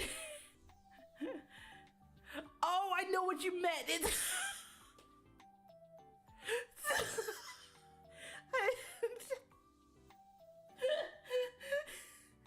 you use Bing. I didn't switch it to anything else. What's a good I feel like Amelie. I use Edge. God, that's so sad. Anyway, we're gonna talk about my stuff. Anyway, this is called Blooming Love. She's a taiko drummer. He's an artist. Not only do they become a couple halfway through the manga, they become adults. Like they're in like what do you call it? They're in college. Like, well, he's in college. She's still at home making taiko drums with her like family. And there was a fake out where they had to go to a hotel because they were like drenched in the rain and like they couldn't get out because of the storm, and they only had one bed. And they were like, it was like, oh yeah, we like, are they gonna do it? Are they gonna do it? Like, are we gonna do? No, they don't do it. They actually don't do it. They're just like, they do fake out, like they take a shower, they put on new clothes, and they just go to bed. And it's like, fuck, man. I like they're adults now. Like further the relationship. Like, come on now. And And then because he lives in Tokyo, she still lives in like their old town. She comes to his place because like they're trying to work out long distance relationship kind of thing, and like and like she just shows up because she feels bad that like he couldn't make it she couldn't make it to their date because she had work to do, and she just comes in the middle of the night to his place. And again, they have the whole thing of like the shower, will they, won't they? And they do, and it's amazing, it's adorable, it's so sweet. It just fade to white, it's so sweet. No, and in the last page, it's just a picture of a taiko drum, and it's with the sound effects like boom, boom, boom, boom, and just like her talking about her heartbeat matching the pace of a taiko drum. And it's just like, oh my god, it's so cute. Oh my god. It's rumored to be ending in like a few chapters, but like it's so cute. It's so cute. That's my endorsement for Blooming Love, whatever it's called. I'm surprised it's not called Booming Love, because like boom, boom, boom like a drum, but c'est la vie. Such is life. I don't remember what I was getting off of that. Oh, me trying to write a hotel arc. Yeah, I did that once at 14, 15,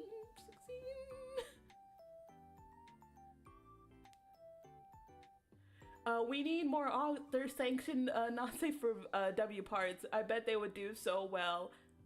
Also take some breaths while yapping. I breathe. Not enough, but I breathe.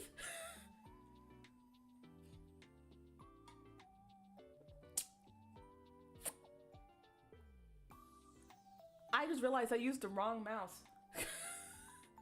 I have two mouses right next to me.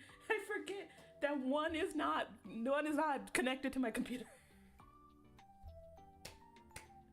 But yeah. Not sanctioned, sanctioned safe for work parts would work over so well. Do you want to know?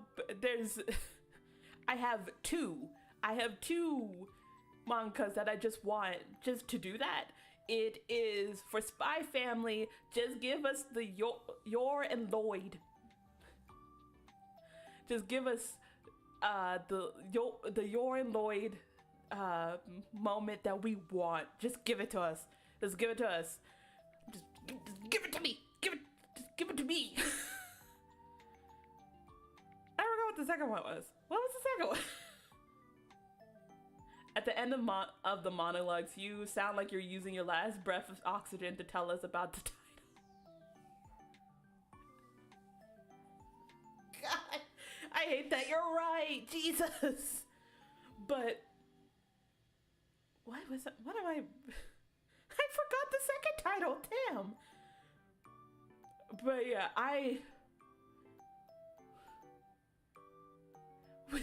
would it make sense that that this has been a consistent problem for me since I've been a child, that I would like just not breathe? I would just not be able to breathe, that I would just have to manually, okay, breathe. Cause I have two types of asthma. I have regular type of asthma, and then I have exercise induced asthma, or like stress induced asthma, where I like, if I like get myself too excited, then I'll have to breathe. My favorite romance manga thing is how the author of Rent a Girlfriend keeps dragging his manga for years. Yeah, we're still on the will they won't they thing, and that man is a hustler. He dragged that romance for so long. It lasted longer than the USSR. How long is the... Yeah, we are very familiar with that. Okay, you didn't have to say it like that. You didn't have to say it like that. Damn. But, yeah. I have to realize how many, like... There are a lot of mangas that are, like, lasting so long on the premise of will they, won't they? And it's just like, let it go. Like, I know the money is good, but just let it go. The manga started in 2017. My God. I have to think about what things have lasted. The Confederacy. The Confederacy. It lasted longer than the Confederacy. Oh God. Ba-da-ba-ba-da-ba. Yeah, because the Confederacy only lasted 5 years. At most. No, 3. Because One Direction lasted longer than the Confederacy, and they were 5 years. A lot of things... a lot of things have lasted long.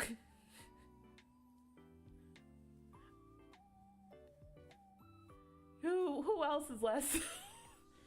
What else has lasted long? Detective Conan. Well, Detective Conan lasted longer than every single thing that has ever existed out there. They had a page where where the MC does laundry and puts the main girl's with his in the washer. You can tell us.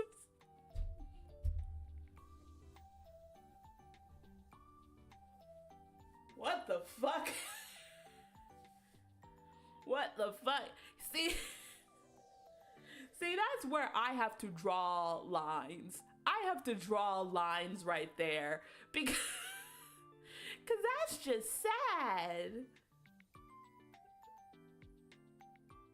We are at this point in the manga, fans of Rent-A-Girlfriend are suffering like they committed sins. Oh my God. Damn. That could not be me. I'm sorry. That could not be me. I have to think about, like, have I watched or read a manga where it was like, oh yeah, they like, oh well, Achikochi. Achikochi is like 50 chapters / 12 episodes of will they, won't they? They won't.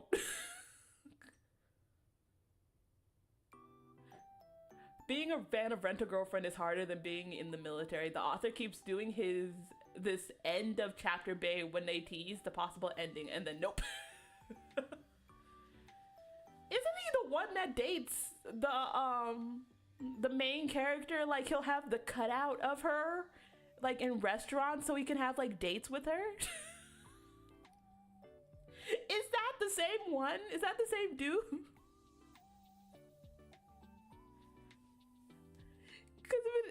Because I want to say it is. No, different. That's not the same author? Who goes to dates with his standee? The manga is long and I didn't read, so it might be. Now I have to look it up. Now, okay. Wait, give me a second. And not Rent-A-Girl. Oh God, girlfriend, author. Cause he has a wife, right? He has a wife.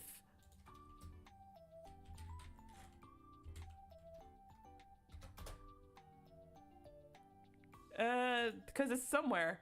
Cause I want to say there's a picture of it. I'm gonna go insane that there should be a picture of it. I don't remember the girl's name. It wasn't Chizuru? Chizuru?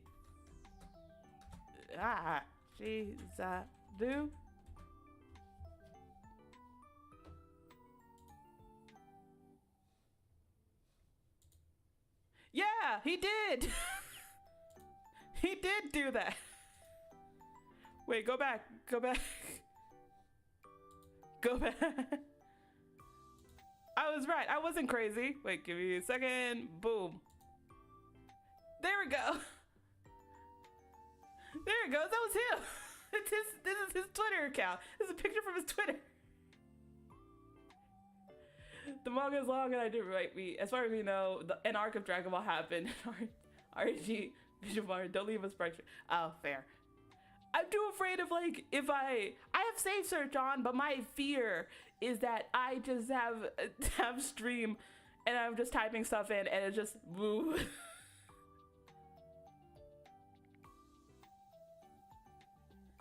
I should have. Okay, I'm adding another image just so it's not black.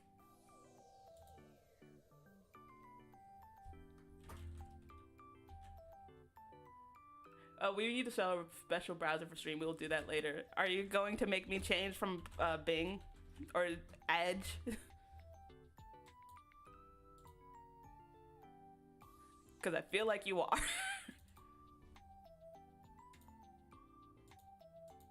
We'll just have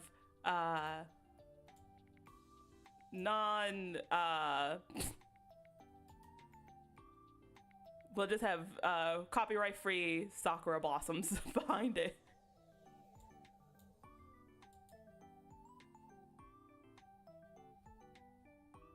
Streamers usually have 2 browsers and accounts they use, one for non-stream and one for stream.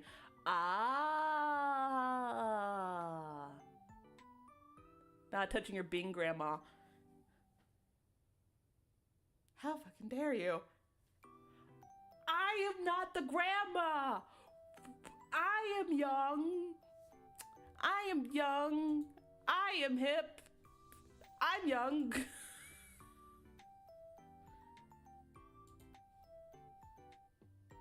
They take away the coat because God damn it. Take away yeah, I'm young. I'm young, I'm hip. Look at me in my young eyes. Now I feel like undressed without the glasses on. I don't. I'm putting the glasses back on because if I feel like I need the glasses back. I need there we go. I just need the glasses back.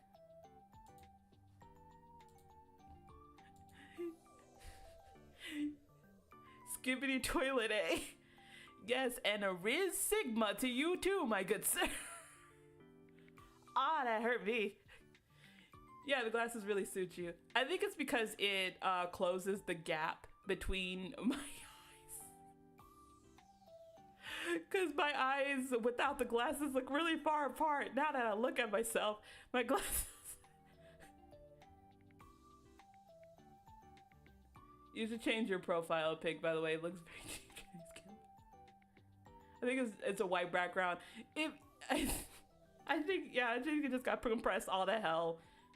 Yeah, I was thinking about changing it. It does not help that it's straight face. Just straight face. As I see, if I scroll down. Yeah, this is Twitter. Oh, okay. Yeah, it's a little Twitter account. Yeah, it looks like a prison photo. You know what? Take that back. Take that back. It just looks like, wait.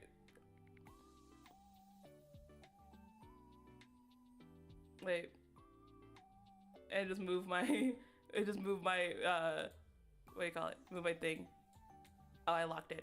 Locked that just lock. That's what it just looks like.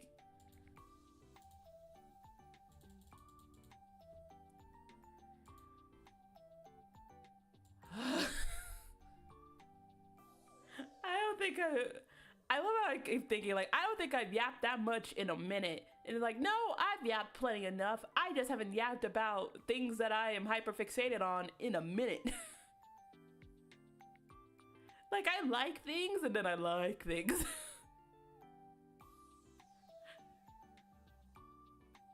Yeah, you win to your pet.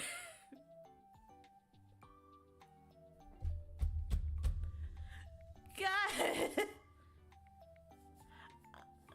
I do worry for your voice. Don't worry, I've been doing the vocal, the me, and kind of thing. So like, it's like my voice can go longer and longer without having to like having to crack. I just have phlegm in my throat. Elephant noises? Vocal training, dingus.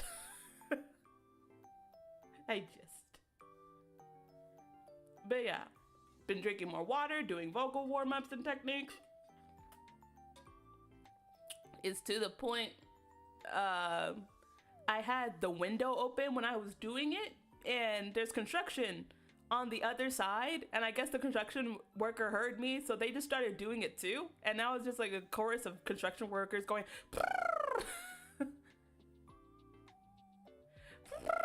it's just like, oh my god. So I had to close. I was cleaning my room and I was doing vocal warm-ups at the same time, and like yeah, I do not have the I do not have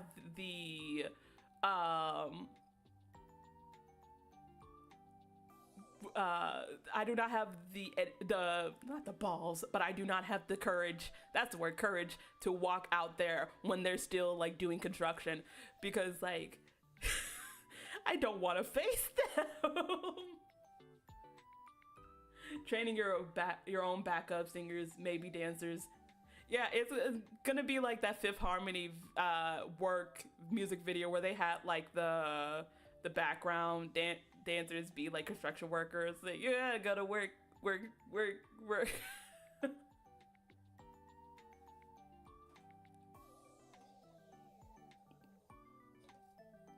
But I also got a cup that has like tick marks that have like well,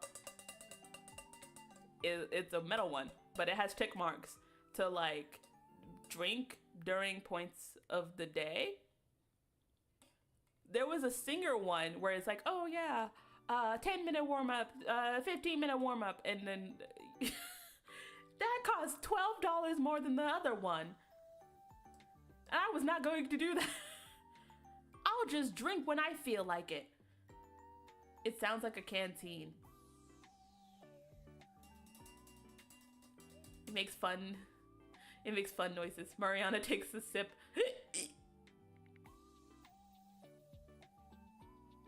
Mariana takes a sip of her trusty canteen.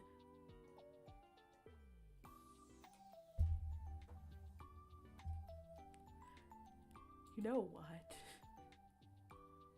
Yeah, we need to make you play Fallout New Vegas sometime. You know what? Since I have the manpower again, manpower now, sure, we have the power. I have the power to play games now.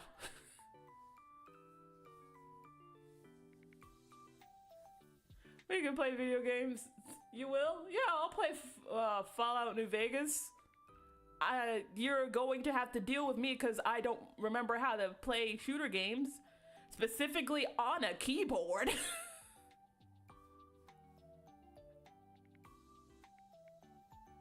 You will double laughter. Why? Why? Why are you giving devil laughter? Why? Why? I'm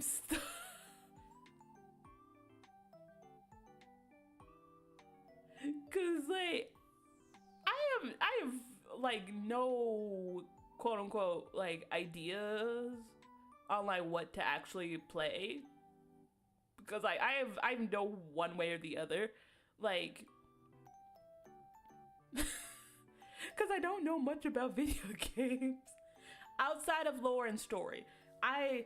Give me a moment to like talk about Kingdom Hearts. I can explain the entirety of the lore to you in less than 30 minutes. I can explain it in 30 minutes, but I'll need more time than that to actually like actually explain stuff.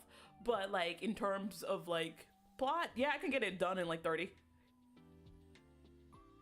Condemning people to play New Vegas adds 1 year to life span of Ton Howard.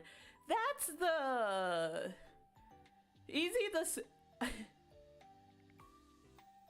that's the dude that I've seen him at E3. He kind of just says stuff.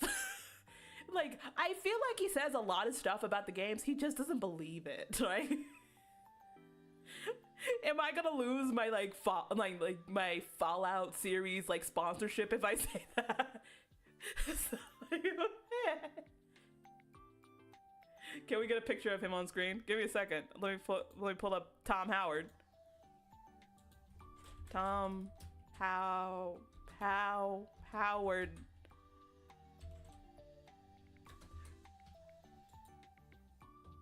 Yeah, this dude.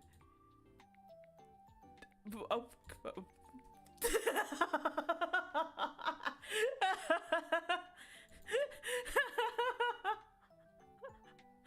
I mean, this is an unstable diffusion. Oh, AI. Ew.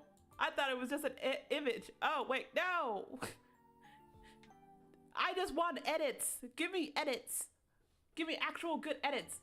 Anyway, here's a head. Let me move. Here's a head of him.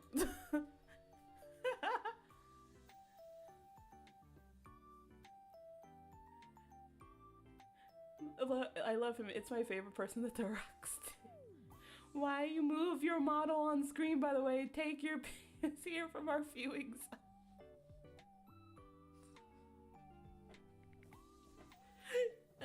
Don't make fun of my ears.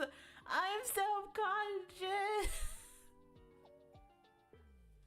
Leave my ears alone. Leave them alone. Also, I keep forgetting to port the model without the ears because they're not toggleable. They're just different models. Because one has ears, one doesn't.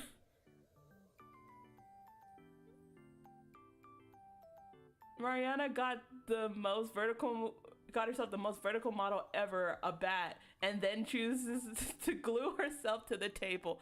You know what? I thought it was cool. I thought, you know what? You're gonna get, that's all you're gonna get. Gonna get all ears. Maybe not that far down. Maybe like a little bit up. That's all you're gonna get. It's cool, but please stay under chat.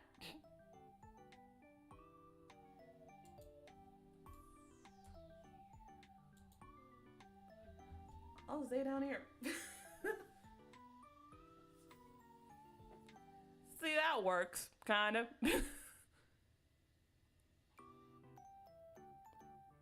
I just look like I'm continuously going under the table, like to hide. Just like,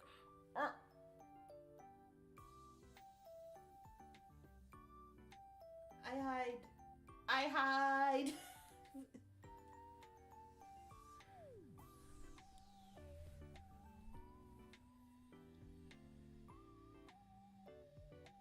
She's gonna put herself in the middle of the screen. I could do that. Don't make me do that.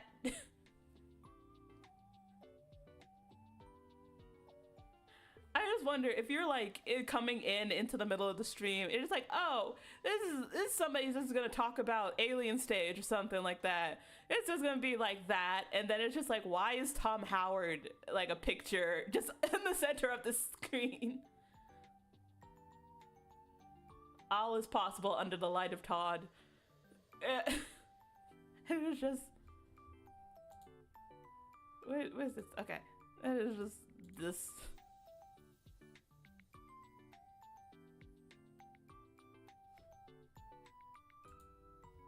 And then it just, okay.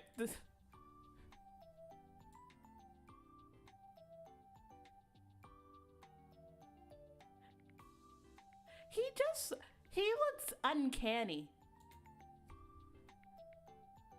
He just looks uncanny. Like, he doesn't look like a real person. You know that website of like, this person doesn't exist? That's what he feels like. He feels like he's that. Like, he does not exist. Like, we're all just collectively like imagining him.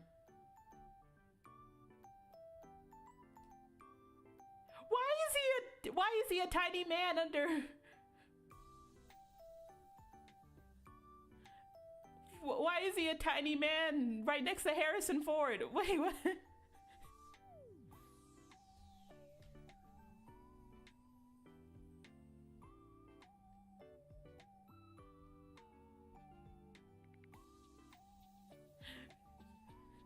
It's just tiny man under.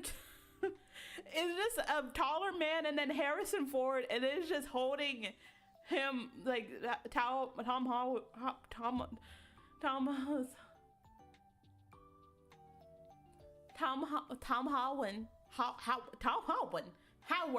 Howard. Why did I was thinking Holland. Tom Holland. Who's Tom Holland? Who the fuck is Tom Holland? Wait. Who the fuck is Tom Holland? Tom Holland. Who the fuck is Tom Holland? Oh my god, it's Spider-Man.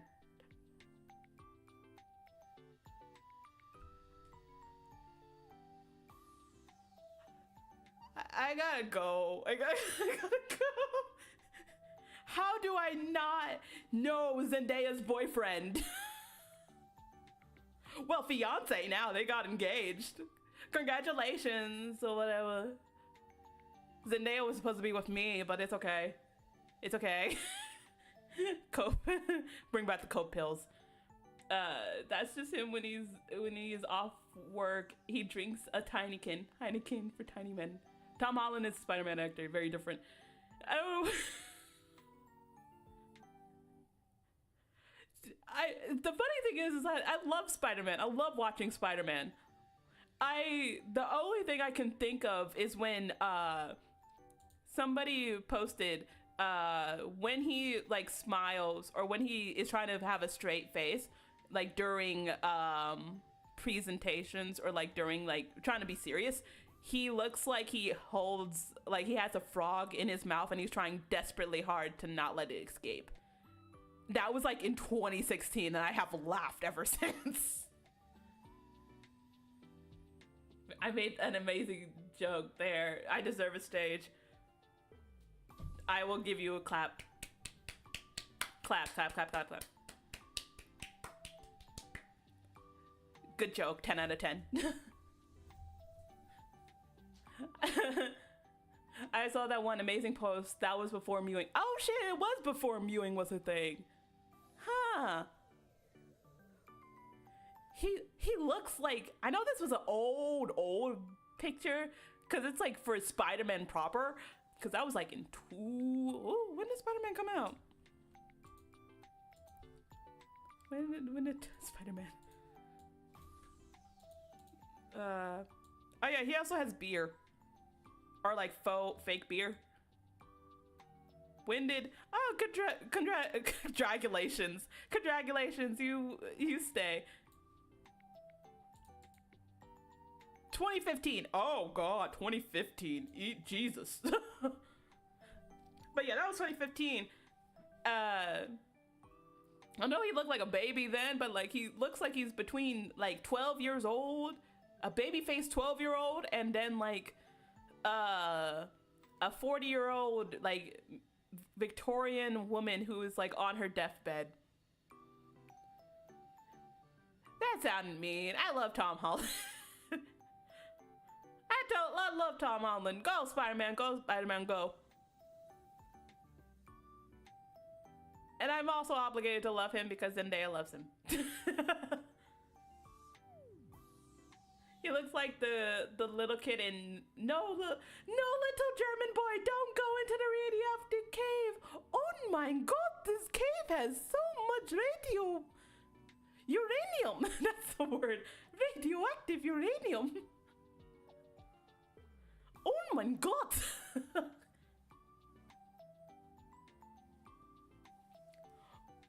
Oh my god. No, little German boy, don't go into the Barbie movie. Oh my god, I feel the feminine phenomenon. Oh god, I loved the post like that, just being like, little German boy, don't do it. Little German boy, don't go into the Victoria's Secret. Oh my god, I'm surrounded by lederhosen.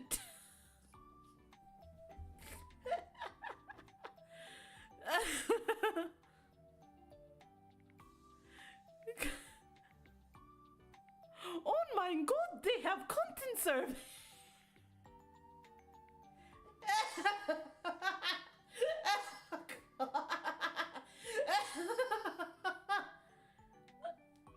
I don't know why that made me laugh even harder. I just see a little German boy just like, oh my god, they have they serve content. Ah, my god. Ooh.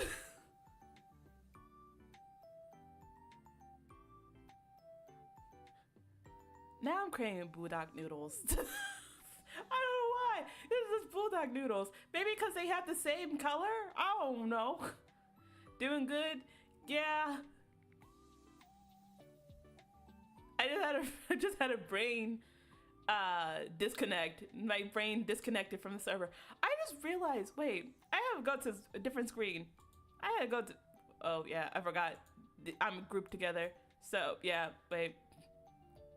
I just realized. Are my eyes lopsided? Are my eyes like?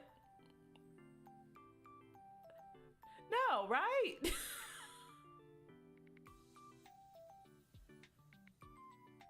No, your eyes are fine. Okay. I don't know why, but my eyes just looked like cross-eyed for a second. Just like, any plans for next week's schedule? Yes. I think I'm finally in the might be the lack of oxygen. You know what? Anyway, I will not take that. I will not take that sitting down. So I stand up. But anyway, I'm thinking I'm gonna start playing games next week. It's just narrowing down 2 options. Either I'm just gonna do Omega Strikers to like just have fun. Just have fun. I thought about downloading Marvel Rivals. I realized that is not for me. And I realized, like, I could barely play Valorant. I don't think I can do Marvel Rivals. I had to be carried in Apex.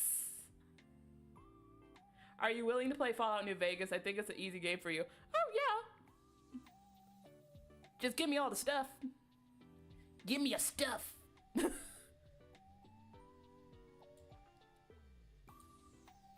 me zoom out, because... Yeah, I could play that next week. Start playing Fallout New Vegas. Also, I would advise against online games. Very hard to stream, and they kind of eat at your internet. Ah, okay. Especially since you cannot pause them. Ah, okay. Well, it's a good thing I didn't do it. So I guess Fallout New Vegas, y'all.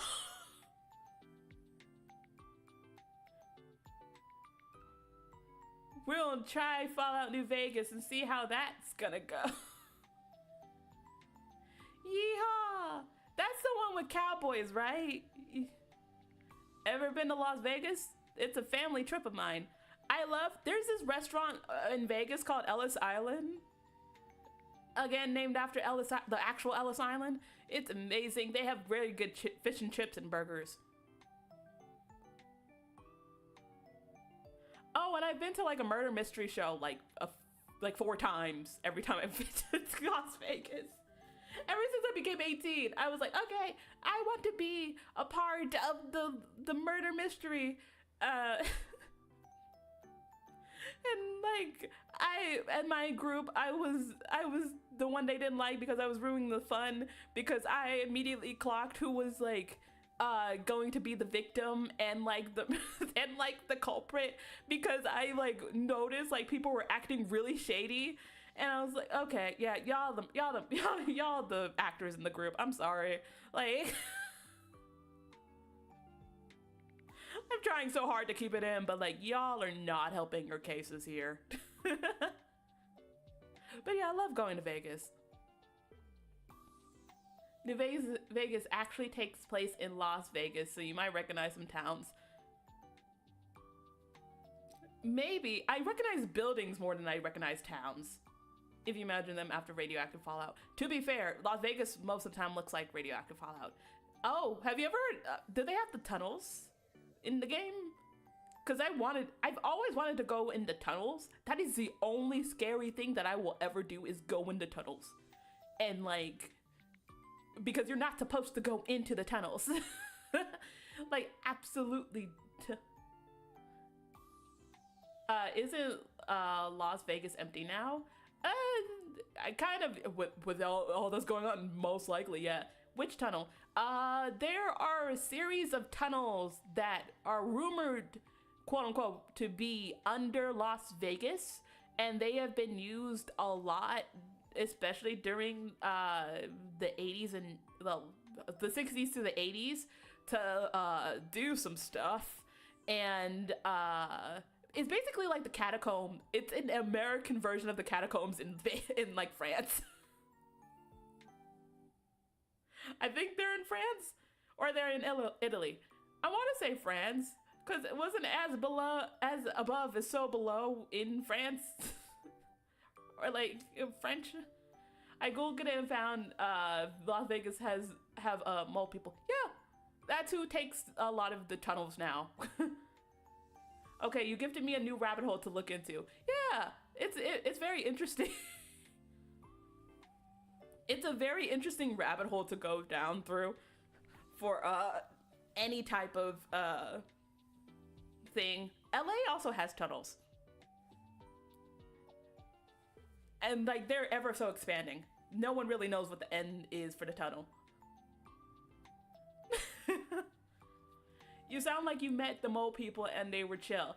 Apparently, if you go down there through the tunnels, you have to have somebody who knows the ins and outs. It's like the catacombs. You have to know somebody who's in the ins and outs. And also, if you see somebody, walk the other direction.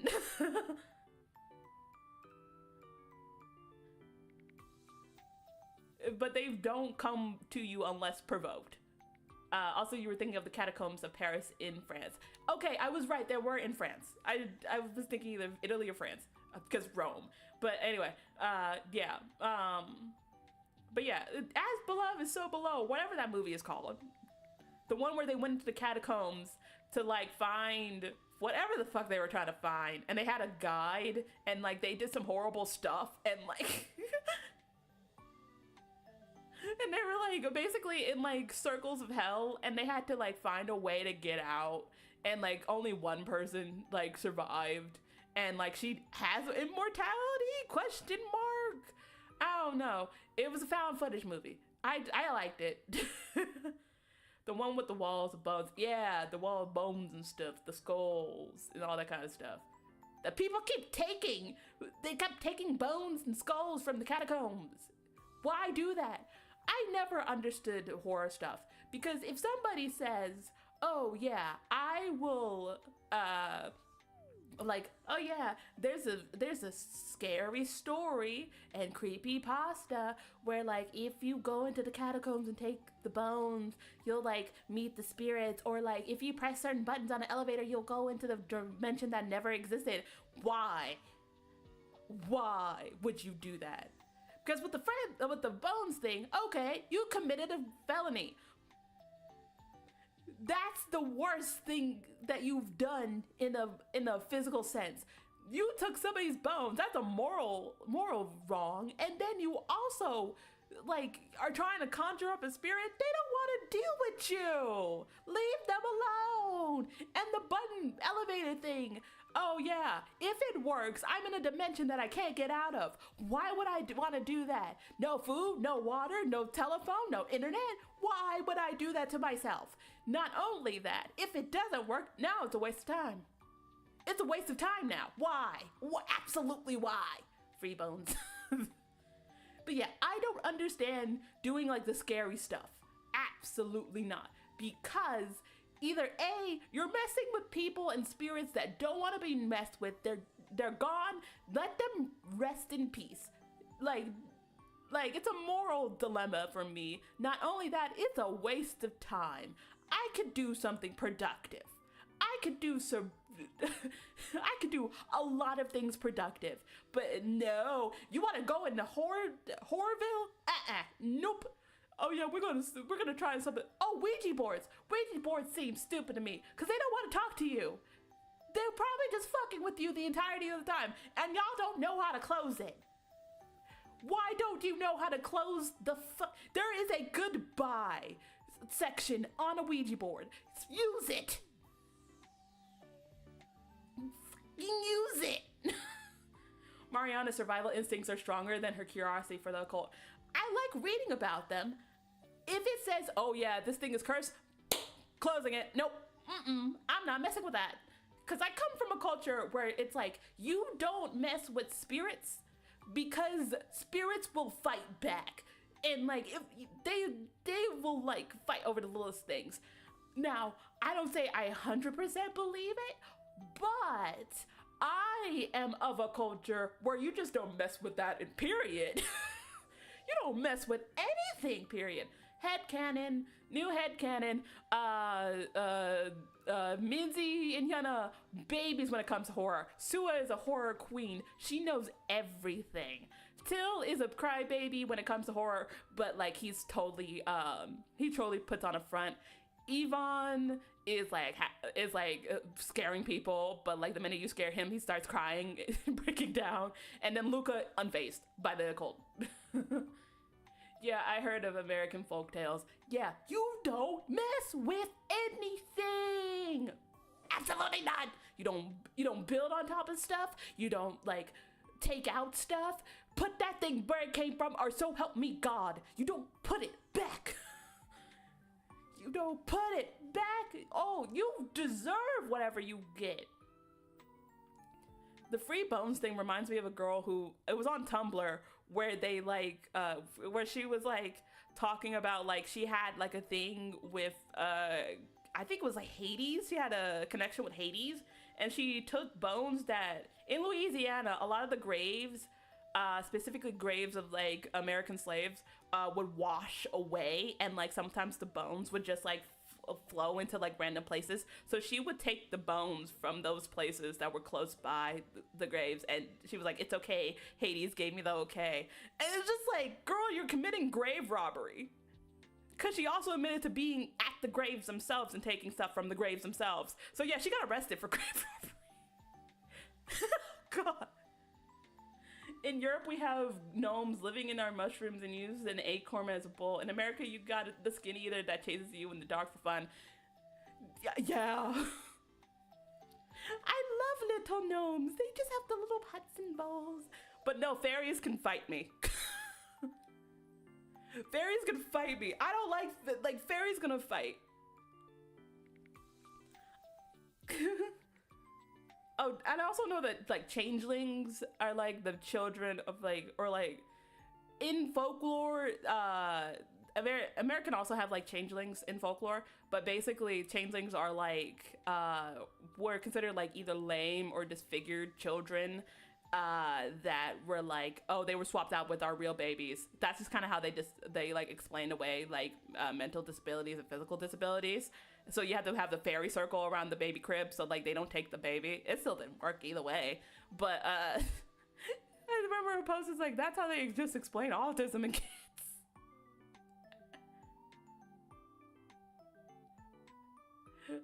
We also have scary things like ghouls and kites, Romanian evil dragons, and changelings. I want to look up Romanian kites now. Kites,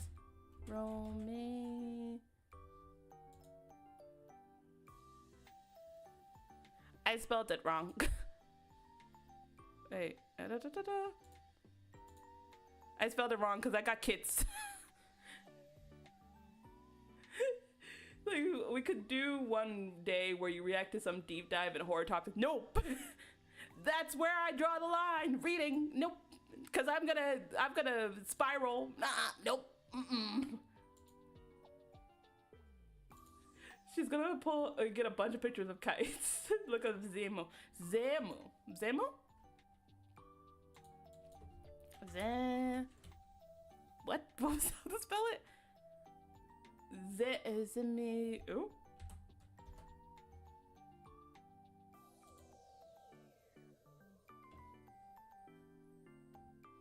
I think it's. I just need like okay. Google. I mean Wikipedia. Fine. As such, the Zemu never lists distinct because it's clear anthropomorphic traits. It is humanoid and has legs, arms, and ability to create and use artifacts such as a weapon and to ride a horse, and has the desire to marry young girls. Okay. There are commentators that class it as a giant, equivalent to an ogre or devil or even a vampire.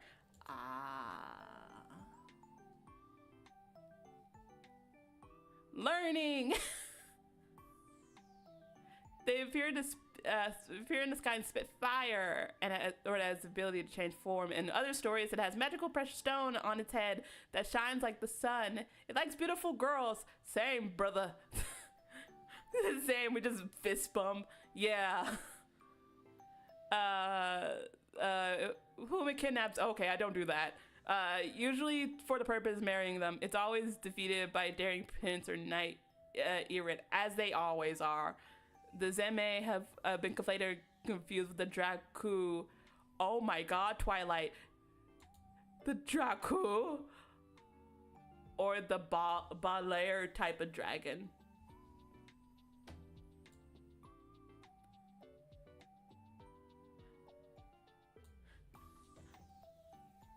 Oh my god, I usually, okay. But the dragon may assume, general description, it's as a dragon, but the dragon may assume the role of a suitor or a lover of a human woman, and in some cases heroic figures, though in cases diabolical. Scale-covered human-like body, snake's tail, and bat-like wings, rather it's of a man's head sitting on a bird's trunk and a serpent's tail, according to some accounts. That's so conflicting. That's so conflicting. Jakku means devil. I just remember what is Jakku? It wasn't Twilight. I'm thinking the Jakku. Because they were the old school vampires, because they were called the devils or something like that. Yeah, you can do these kind of streams, would be fun. This is me deep diving into lore, and then we're going into a place that like,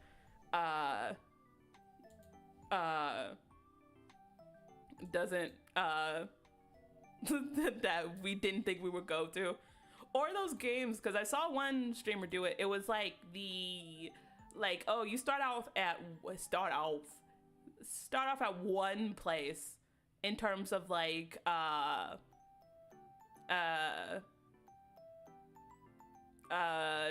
start off with one Wikipedia page and try to go into the target Wikipedia page. And I did it with my friend once, and oh god, this is where K-pop and J-pop will come into like play, because it was where am I? Okay, so the point was not Angel itself, but Angel Beats, and we had to like try to relate it to like K-pop or something like that, just like but you have to make it in like I forgot it was like something K-pop. I want to say it was like Bang Shing Huk or something like that. Yeah, our lore is very conflicting. We were not really into writing back then, so our lore is fast. Also, can you please move back under the chat so we can see too? Okay. You know what? I'm just getting rid. We're just gonna get rid of all this. Oh wait, no, that's me. That's me. Chair. I'm just gonna go down. I'll just be in this corner. Wikipedia speed running. That's what it's called. Thank you. So what was it saying? Oh yeah, Angel Beats, and we have to relate it to It was a person, Bang Xing Huk. So knowing K-pop works well because you could go where is it? It was songs or something like that, or it was like Leah,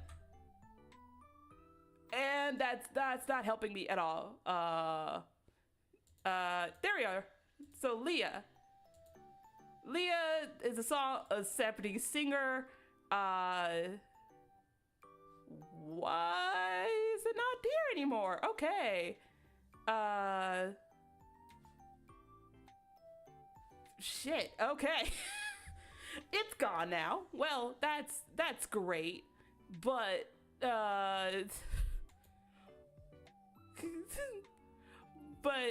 anyway, it used to be on here, but originally it had the entry where she was a Vocaloid provider for Ia. Now Ia, you relate that to like Vocaloid. Then with Vocaloid, you would go down the voice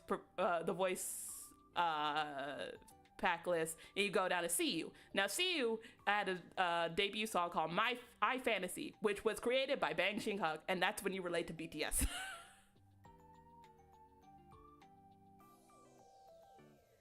You told me you could get rid of all that stuff.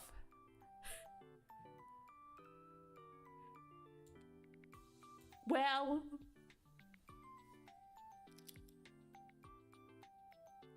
I didn't mean you lied so much. I'm gonna be a floating head though. Get back on your screen, young lady. No.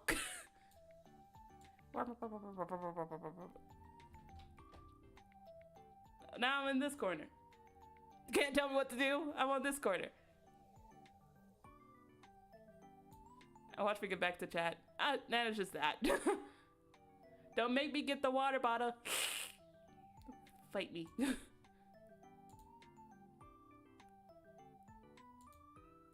Oh, that's standy. Downside of having everything grouped.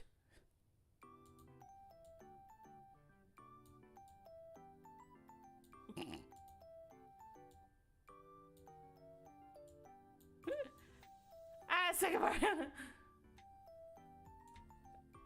Let me see if I can. Where's my standee? Yeah, I can't move it. I just gotta group it. But yeah, this is my standee, or that was my standee. She comes in and helps with like formatting and stuff like that. Now I messed up everything. Now everything is just like because I thought I was doing well. It's like, okay, yeah, so I don't have to rely on stream elements, so I could just have my thingy, because I would just have my chair be a part of the overlay for stream elements, but nope, it's now its own thing. Wait, we're gonna get rid of the chair because that's bothering me.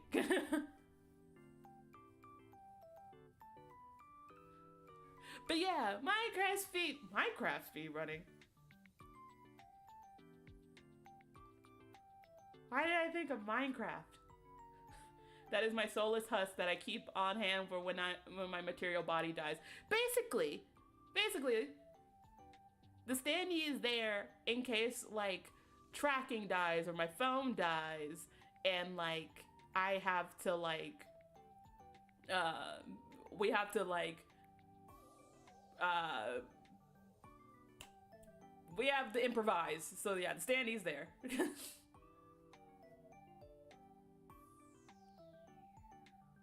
The standee does wonders, and this is the standee with no ears.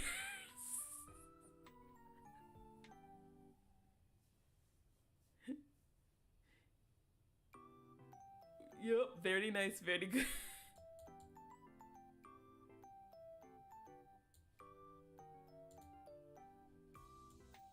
There we go, okay.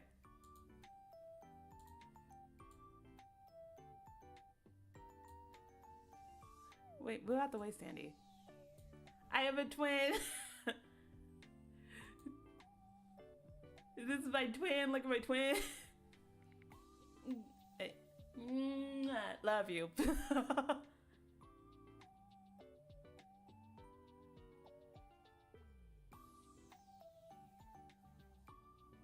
Just saw Kobo recently eating noodles with a hairbrush. What the fuck? You know what? See, I haven't been that bad. Have I used the lid of the noodles themselves like a taco to slurp up the noodles? Yes. I have not been that bad to do a to do that. Nope. Just the lid of the noodles. That is it. This is my high quality twin. I am the lower quality no V-Sync twin. You know what? You know what? You said you love her so much. You love her so much. Boom. You're gonna get the twin. You're gonna get the twin. You're gonna get the standee. Have the standee Mariana. Deal with her. That sounds absolutely horrible.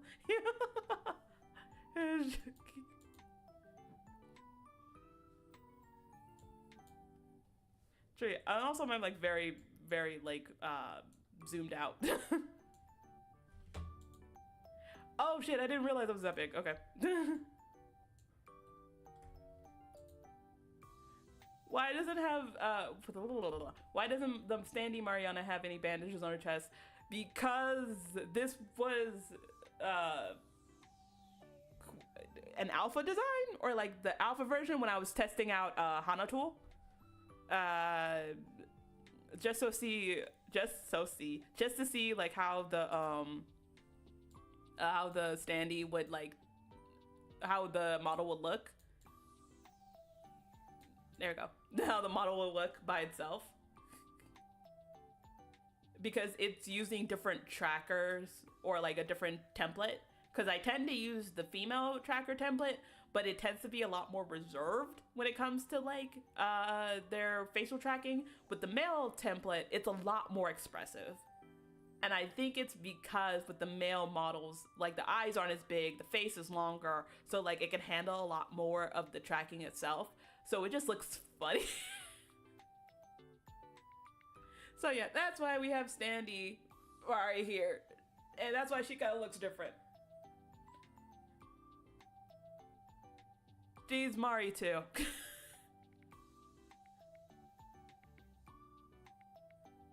I can match up a little bit. Wait.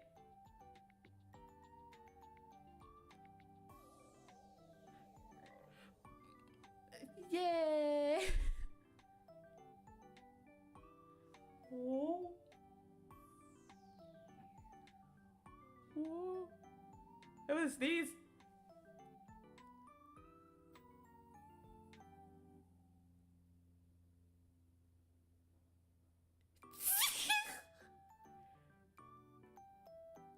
It's coming again. I have another one.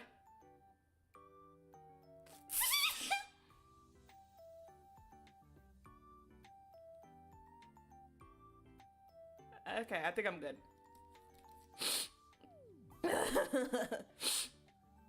Mariana too is missing the top of her head. I assume it's how you get in. Yeah.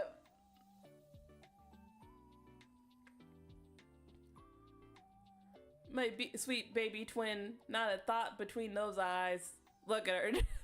She's just happy to be alive in an aspect of life. She's just happy to be here, man.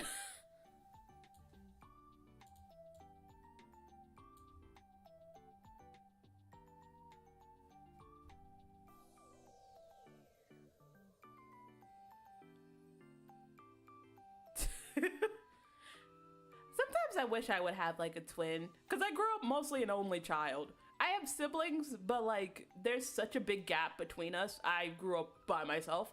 So like I always wanted a twin, specifically a twin sister, and I just wanted to do stuff because I was jealous of like a couple of cousins I had who were like fraternal twins, but they were like incredibly close with each other and like friends, and like they were very adorable, very sweet, and I was like, I want that. Instead I got a stupid half brother. I didn't even gonna keep him that long. The very like minute that like we tolerate each other, we kind of saw each other as allies, like gone. I met twins and they didn't want each other. Yeah, that tends to be the consensus. It's either A, they can't live without each other, or B, they can't stand each other and want nothing to do with each other. And it mainly has to do with how family treats them. Because if the family will make them like, oh yeah, you guys are just one person, then with like no difference between you guys, you have to share everything, then like, yeah, you build resentment and like codependency from that, and you resent that codependency. Other times it's just like, okay, if you treat them like individuals or even like polar opposites, like they'll grow into their individuality and like they'll be fine with each other. I assume twins happen when neither of them win the embryo war and couldn't absorb each other in time. I think, yeah, that makes sense. Would you be friend with your old nemesis?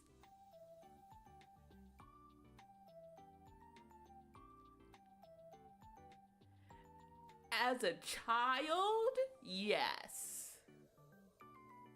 As an adult, no. Question mark.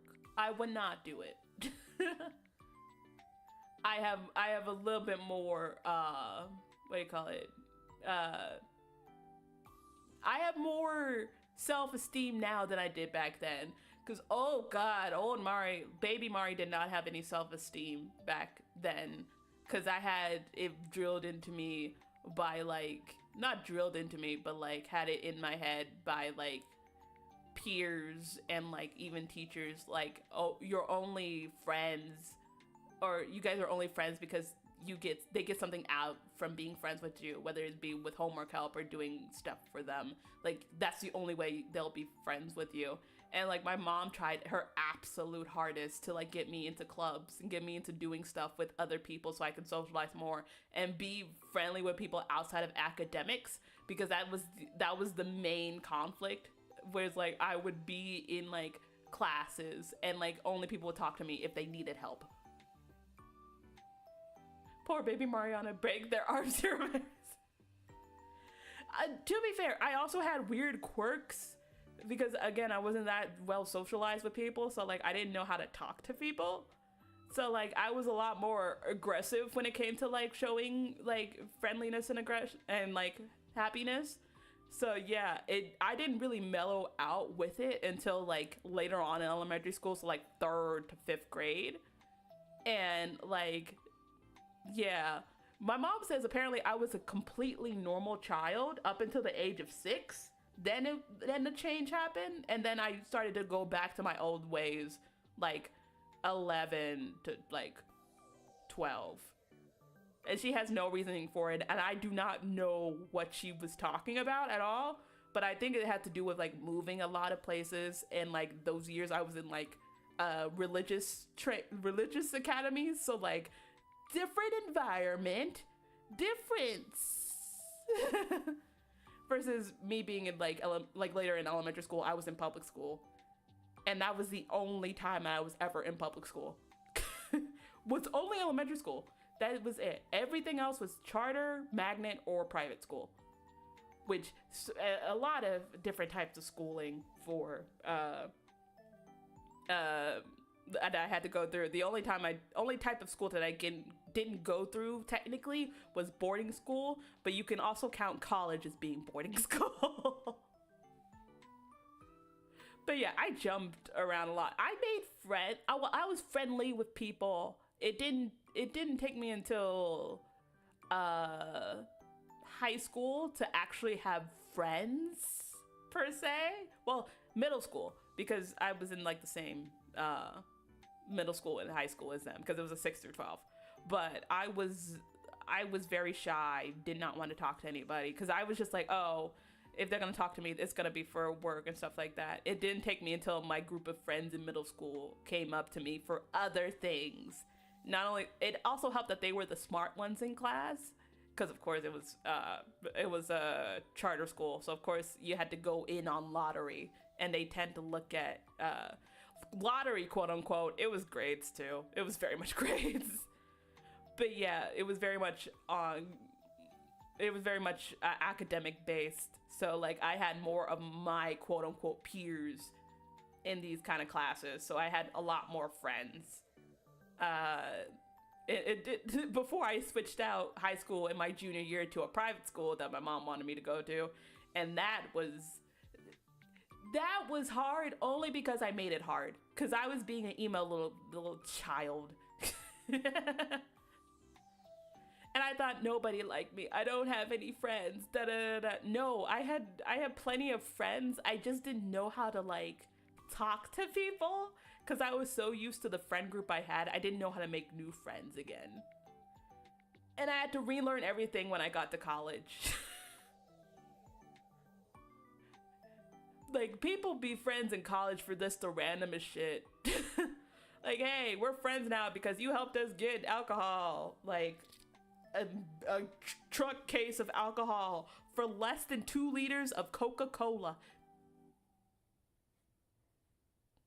We still did not understand why he just wanted that.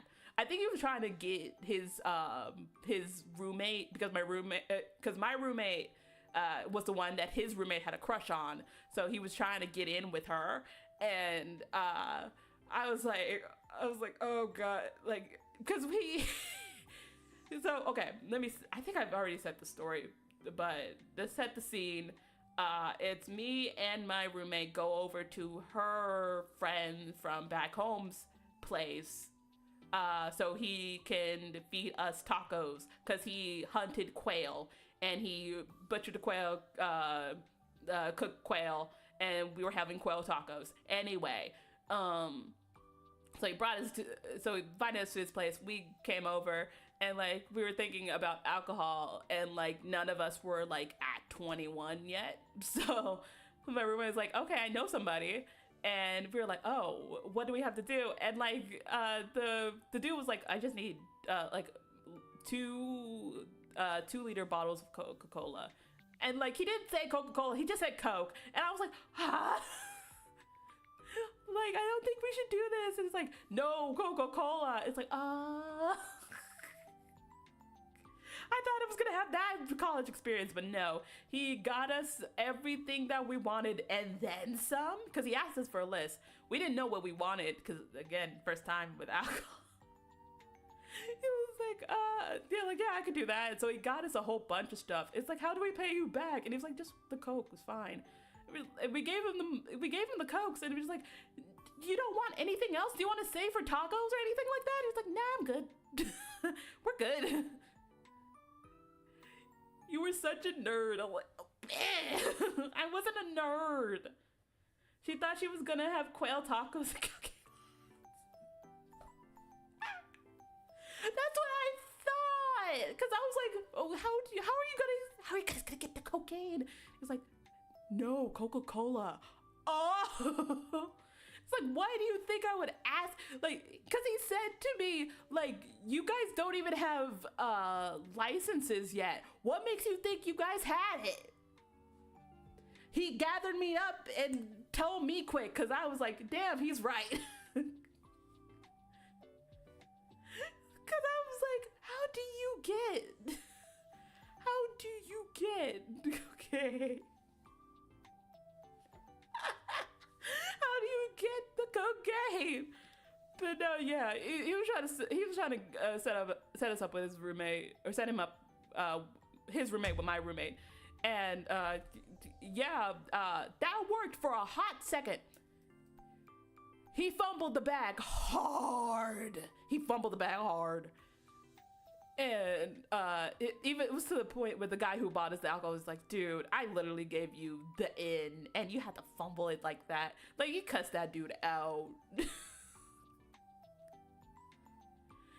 God, college was such a simpler time.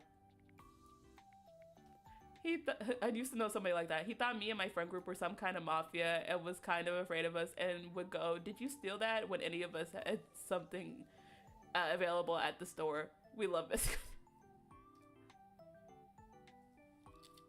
See, I would be that guy, because I would be like, I wouldn't say it out loud, but I would be like, did you take that? And I realized that it's from my mom, because my mom was the absolute same way, which is worse because she would go around town, because this was the 90s. even if you were a nerd, you were going out on the town with your girlfriends. You were hanging out with people. We made him dance for us for fun sometimes. It was hilarious. I don't want to know. Because I feel like I'm an accomplice of something. We didn't bully him or anything, but he would willingly dance for us. Like, break dance? Like, oots, oots, oots, oots, oots. Or like, just like,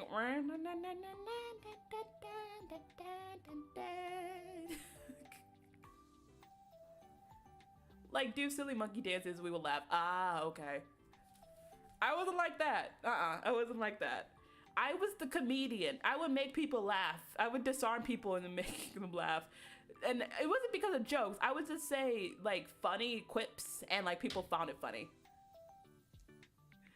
No, Mariana, we did not make him strip dance for us. I didn't say it like that. I just thought lap dance. That was all. No stripping required. I just lap dance. Well, I guess that would be a part of strip dancing. Anyway, but yeah, I was the type to like make a lot of quips and jokes that disarm people, that made people think I was funny. See, you're still that silly little goober as back then. I was more unhinged.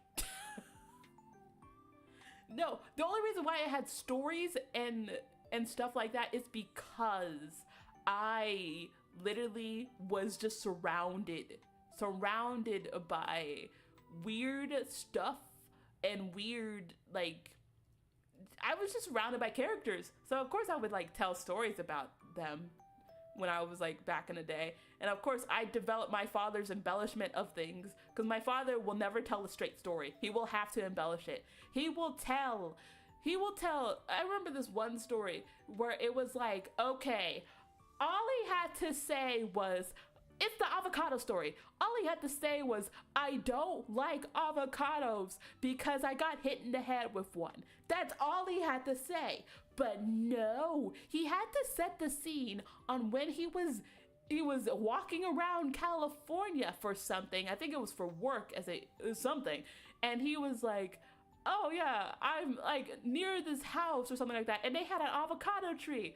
So yeah, at the highest point of the avocado tree, there was an avocado. It fell on his head and he got knocked out. He was out for hours. He told the story for like a good 10 minutes. And I was like, Dad, you could have just told me that you just got hit in the head with an avocado and that's why you don't like them. You hold a grudge. And it's like, I need to make the point. I don't like avocados. He also doesn't like how expensive they are. That's also my point. I don't like how expensive they are. In Texas, you don't pay as much extra for guacamole as you do in California, which is the only highlight of Texas. You don't pay as much for guacamole. I met a guy who hit the same bridge pillar with his car 3 times, and I got a call every time he did it, and I went around telling people like the British were coming.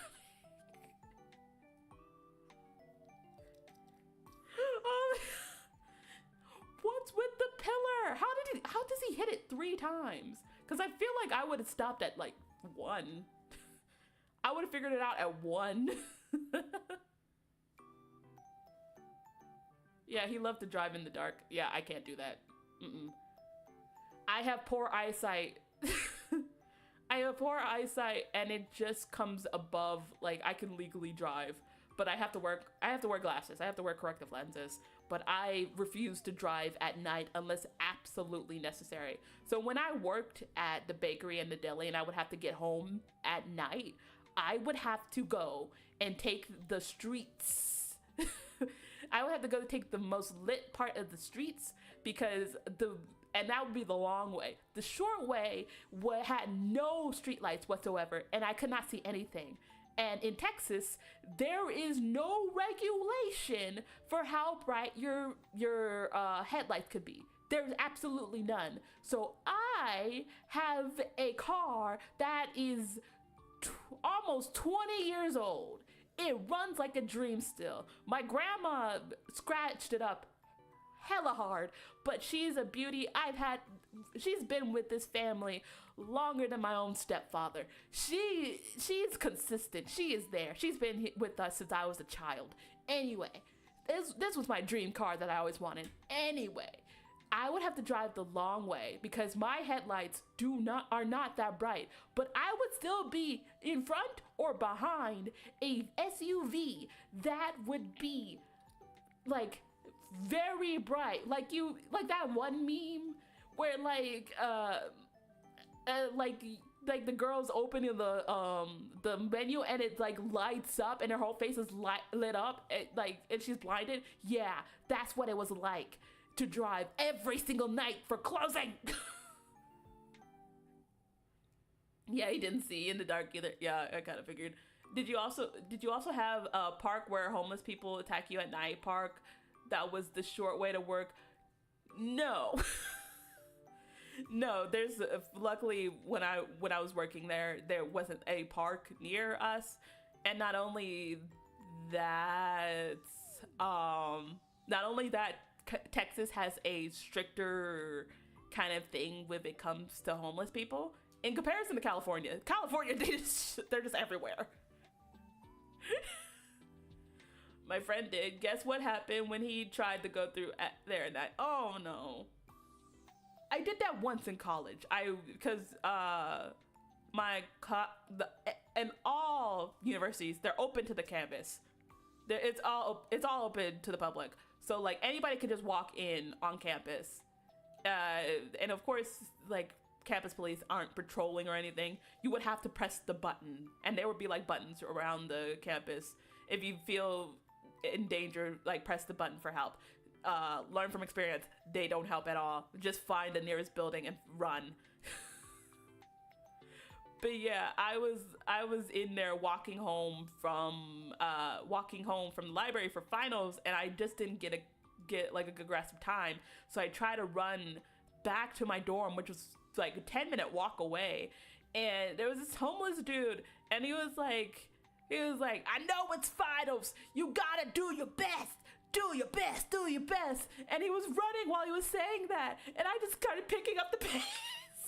I just started running, and I just ran into like the nearest dorm, which was not my own dorm. It was the more expensive dorms, but they weren't my dorms. So I had to tell the lady to buzz me in, and she opened the door really quickly and closed it really quickly. And she was like, "Oh, you met Howard. How do you know his name?" Yeah, he just does that. He just really loves to support people. And like, he comes up and he's like, starting bowing, like, "I'm so sorry, baby. I'm so sorry I scared you."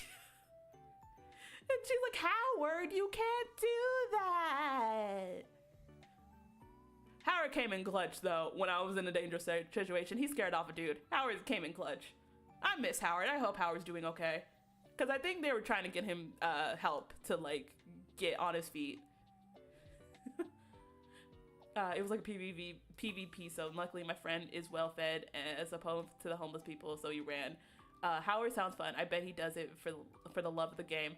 He does. I ended up learning that he just loves to fuck with people, and it was because I had a hat and I had really baggy clothing.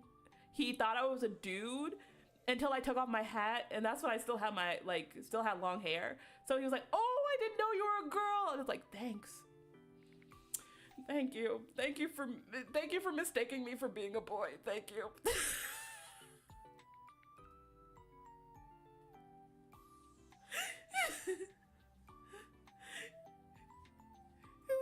I asked the girl too, just like, "Do you think I was like," she was like, "Did it look like a boy?" And it's like when you were running to the door, but when I saw your face, it's like, "Oh, that's a girl." Yeah, it's way more acceptable for dudes to be in that situation. Sadly, it's socially acceptable. I appreciate and I respect men for like just rolling with the punches like that, because that's a scary situation for anybody, and guys would be like, "Yeah, just be like that sometimes." Like, how are you this nonchalant? Why are you not scared? Guys are just used to it, I guess. Or they're just like, "I know what I must do." Yeah, I remember my own homeless person nemesis. Okay. Nah, it's not scary. It is. I feel like it is. Like, what if they had like a weapon on them? What if you like, what if you get hurt? This is like, no, it's not scary. It's an opportunity for adventure. You know what? I don't, nope. I don't know how y'all do that. Nope, absolutely not. Well, I have a home, so I kind of outscale them. Why? This is...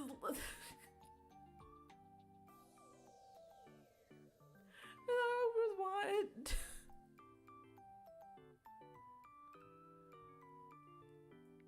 I'm just thinking that it's just like you running home and just opening your window and the homeless man is just there and you just try to Fortnite dance in the home while he's just watching in the window while like muffled music comes from the house. That's how I kind of see it.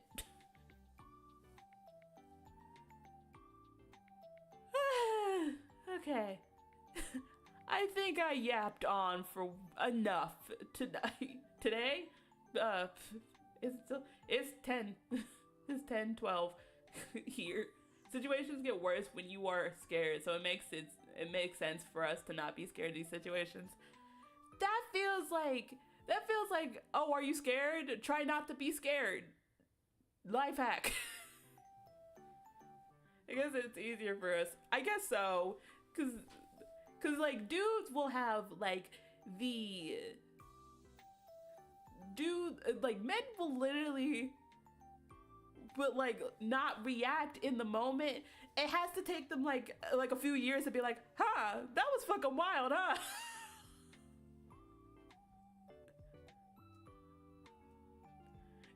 Thanks for the stream, Mariana. Take care of your voice. I will have a spoonful of honey and drink some tea. That's also what I've been doing. I've been drinking a lot more tea. Tell me if you need any help. I will text you later to tell you how to set up a subscriber call. Yes, because every mix it up tutorial is mostly for Twitch. I swear, it's like I'm not switching over to Twitch. I'm not doing all that work. Absolutely not. I gotta learn a whole new algorithm. No. I am stubborn. I am going to be on this sinking ship. I will go with the oh I should stop because my tracking phone has low battery. I'm not going to learn a new pony unless like they do some major overhauls. I'm not doing it. Nope. Absolutely not. Yeah, kind of like that. Yeah, screw Twitch. Screw Twitch. I still watch my favorite creators, but yeah, screw Twitch. Screw Twitch did it. Thanks for seeing Mario. Bye. Bye, everybody. Thank you all for coming, chatting, and even lurking. Y'all have a good rest of the day. Bye-bye.